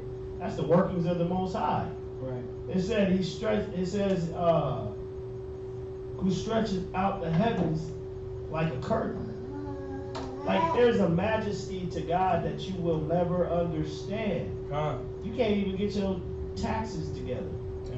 You know what I'm saying? Like we still learning how to conduct ourselves in society. You think you could deal with the majesty of the Most High? That you can understand his presence, his tools, his chariots, his angels. Read on. Verse 4. Last precept. Who walketh upon the wings of the wind. Verse 4. Who maketh his angels spirits, his ministers a flaming fire. So as you continue to come more into the scriptures and you start opening your mind more to the word, Most High start revealing things to you. He starts showing you that there's nothing that, as long as you stay in this book, the answers are here. So the things that we consider to be unidentifiable are not as hard as you think when you study, because they bring themselves together, they show you. But see, one thing that Esau likes to do is they like to take the glory from the Most High. They have no respect for the Most High.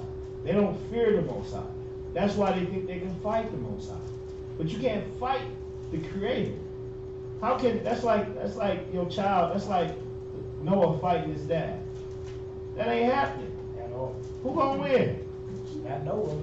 You know what I'm saying? Like that's how idiotic that thought process is, to think that the Most High gonna get beat by the things He created.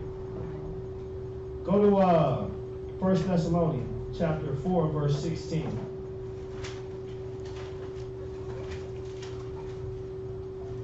First Thessalonians chapter 4 and verse 16. Read that. For the Lord himself shall descend from heaven with a shout, with the voice of the archangel, and with the trump of the Most High, and the dead in Christ shall rise first. Read it again. For the Lord himself shall descend from heaven with a shout. You see that? So there ain't gonna be no hands across America spirit when Christ comes. He coming with strength, with power. These chariots and these angels that minister to him, they come with strength and with power. God. There's no negotiating that. I don't know, church got us so perplexed, so dumbfounded, to where we think that we're gonna negotiate with Christ. Right. That's insane. The power alone that he brings is unnegotiable. What you got? To be honest with you, we just don't have no respect. You know what I'm saying? That's why the way we perceive Christ to be, they have him as a loving, as a forgiving, but the Most High is gonna murder folks. You know what I'm saying? Yeah. And that's why they keep us in that whole type of vibe of, you know, it's a weak vibe, to be honest with you. It's almost like a subtile, but it's a, what's the word? Just numb, really. Yeah. Oh, read verse 17. This is real. Verse 17. Then we which are alive and remain shall be caught up together with them in the clouds. You see it? There it is again. Those that put up with their trials and their tribulations, man, those that fought the good fight, those that waited on the name of the Lord will be called up in the cloud with the Most High in Christ. This ain't all for nothing. What you got? And when it says they that remain, is that speaking on like Christ is going to slaughter first and then, or we're going to be gone by that time? It says the ones that remain, or that's just on earth. Those are going to be the ones. Those are going to be the ones that make it through the tribulation that he talks about is going to happen. Right? The wars, the rumors of wars, the nation taking up sword against nation, the earthquakes in diverse places. All right. The remnant that's left. All right. That's what that's talking about. All right. And now give me that 2 Kings 6 and 17.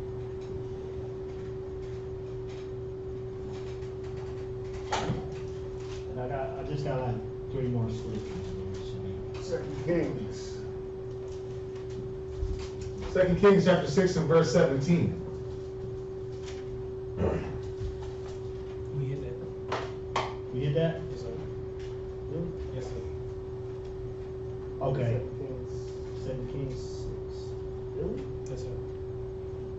Elijah 2 and 12. Yeah, we didn't hit this. We did 2 and 11 and verse. We did 2 Kings chapter 2 and verse 11. Right, let's go over this real quick. 2 Kings chapter 6, verse 17. verse 17. And Elisha prayed and said, Lord, I pray thee, open his eyes that he may see. And the Lord opened the eyes of the young man, and he saw. And behold, the mountain was full of horses and chariots of fire round about Elisha. So, once again, those angels, how they come, that spirit when the Most High sends these angels, it says that the mountain was full of horses and chariots, fire round about Elisha. So these are angels, you can't fight. That's why I keep trying to go back and show you as well that you don't have to be afraid of America. Like, you got to stop being afraid of America. It doesn't matter, man, because remember, the Most High sent out angels that the enemy saw that the Jews didn't see. So a lot of times there's things going on. The angels are moving and doing things that you don't see, but the enemy see it. That's why you get pulled over and the cop got this certain type of thought process he want to put on you. And when you get to the window, you look in there and you see a spirit on you that you yourself don't even see. And then you're like, you know what, slow it down. You're like, God. Like, you think it's you. You're like, yeah, nigga, you better run. You know how they do that in the movies? Where, like, you be scared and the dude walk up and he look at you from behind and be like, oh, snap. I'm good. You're like, yeah, nigga, you better run. And the whole time it was the energy behind you. It wasn't nothing you did. It was the fact that these angels, man, they minister to us. They help us. And you got to stop being scared of America. You got to start standing up for yourself, for your children, for Israel, man. You got to start fighting for what's right because the Most High got our back. Right. And if he got your back, then what's to be scared of? Go to, let me show you this. This is 1 Corinthians chapter 15 and verse 40. This is to show you there ain't no aliens. There's things that you can see and things you can't see. And this is one of them right here. So give me 15 and verse 40. 1 Corinthians 15 and 40.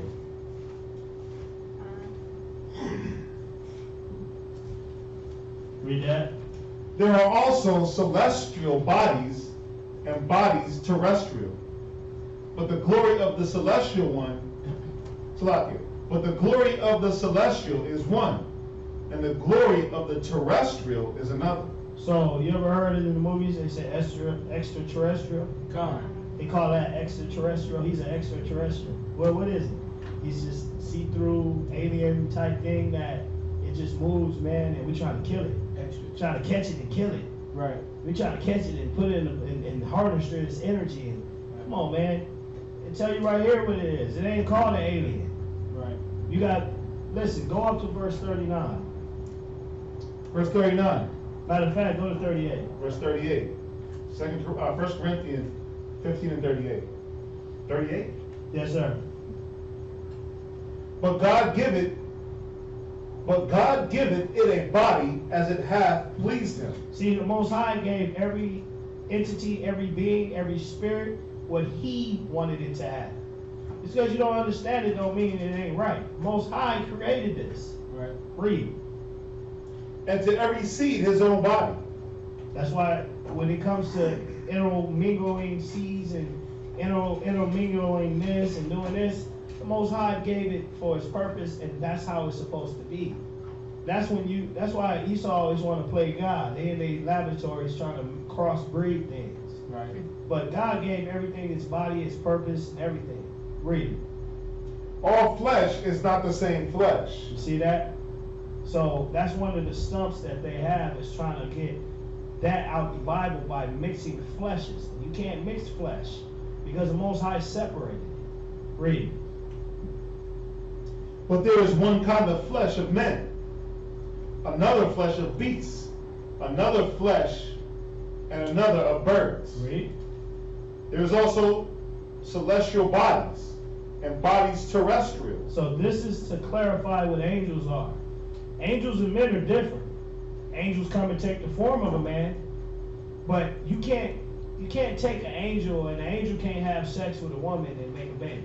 Right. There's two different type of flesh. But this is what society is teaching our people. And it's crazy that you can read this and have a whole different thought process. When the Most High is showing you there ain't no such thing as green people. There ain't no such thing as Alf. Like, come on, man, y'all caught up in these aliens that they promote to you when the Most High is showing you. There's different types of flesh. There's different things out there. They got things that are just like there's different flesh of beast and fish. You got terrestrial and celestial beings. This is something that's in the scriptures. Go to Ezekiel chapter 1, verse 14. Well, yeah. Well, listen, hold that one real quick. Go to Romans. I'm gonna give you this one. I got two left. This is Romans chapter 1, verse 20. Romans chapter 1 and verse 20. Con. For the invisible things of Him from the creation of the world are clearly seen. You see that? There's things that are seen. They said the invisible things of the world are they clearly seen to who though? Read. Con. Being understood by the things that are made, even His eternal power and Godhead. So how do we understand the things that are invisible? How do we understand these things? By understanding the Most High's word. But the scripture says what? Understood by the things that are made.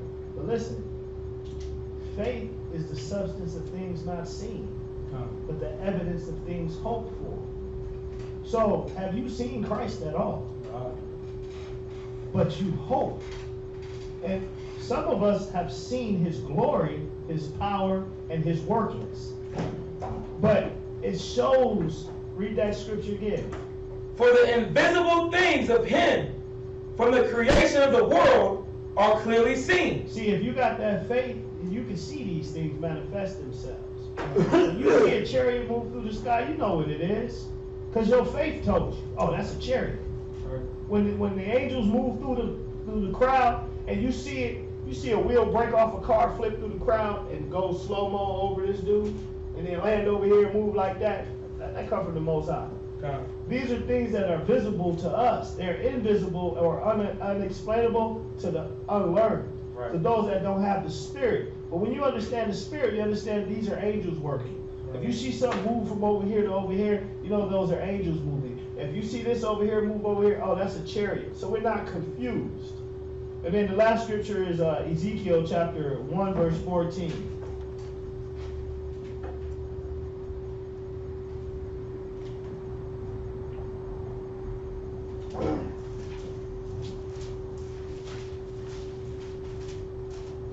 Ezekiel 1 and 14. And you're going to read this down to 24. Ezekiel 1 and 14. And the living creatures ran and returned as the appearance of a flash of lightning. You see that? So this is how these angels move. So when you catch them moving, this is how they move. Pew! They gone. They do this, they gone, they move around, they gone. Read. Now as I beheld the living creatures, behold,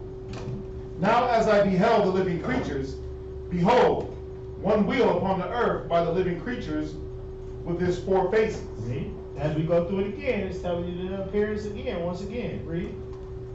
The appearance of the wheels and their work was like unto the color of beryl.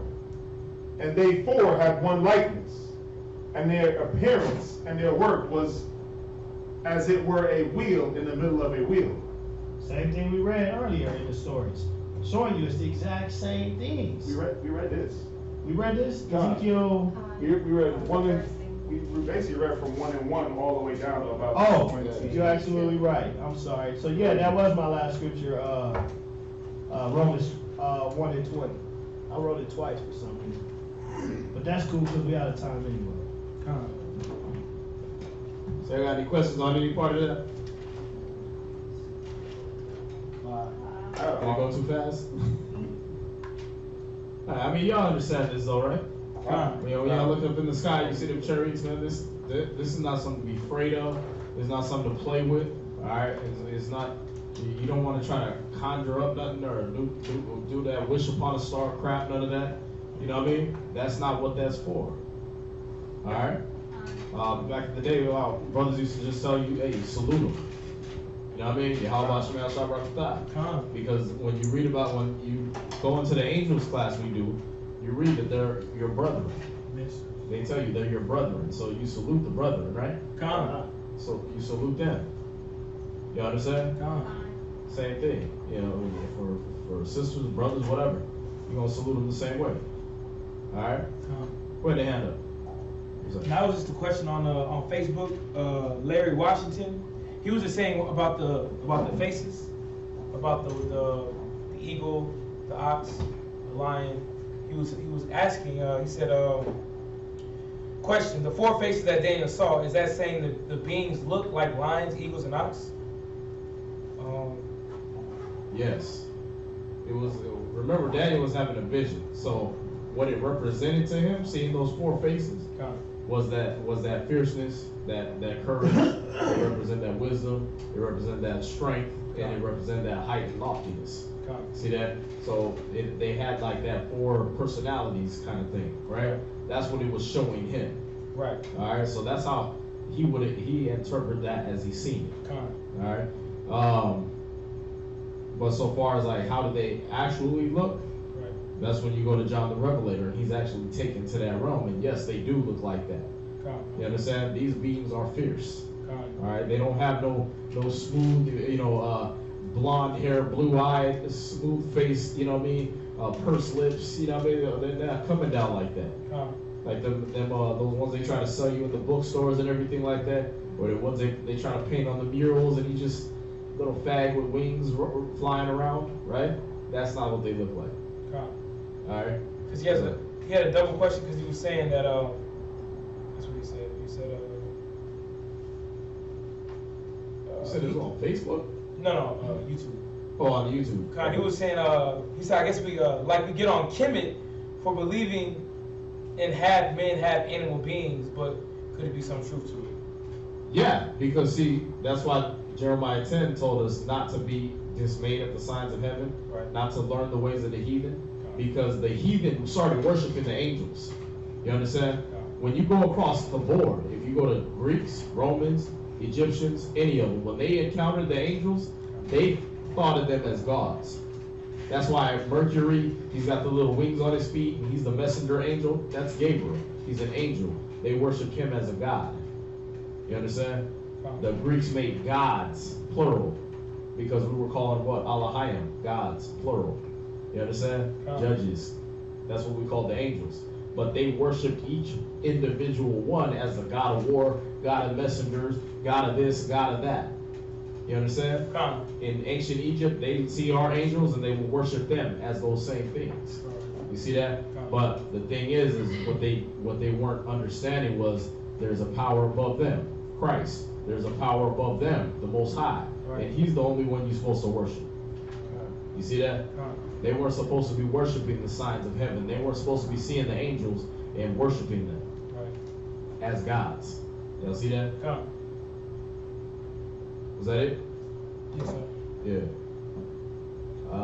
Okay, well with that, we're going to conclude class. We want to thank y'all for joining us. Hopefully y'all, that was very enlightening and y'all got all the information you need. If you got any other questions, you can hit up the YouTube page, the Facebook page. You can hit us up in any kind of venue, the phone number that you get every class, and text or anything like that, all right?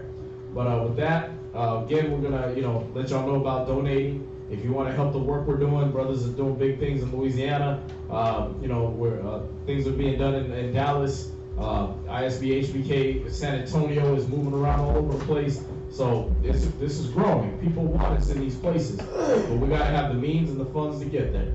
All right. So we need y'all help. If you want to donate, donate to Wells Fargo account number 101-580-6167. That's account number 101-580-6167, and that's under Israelite School of Biblical History. All right, but with that, we're going to say shalom. Shalom.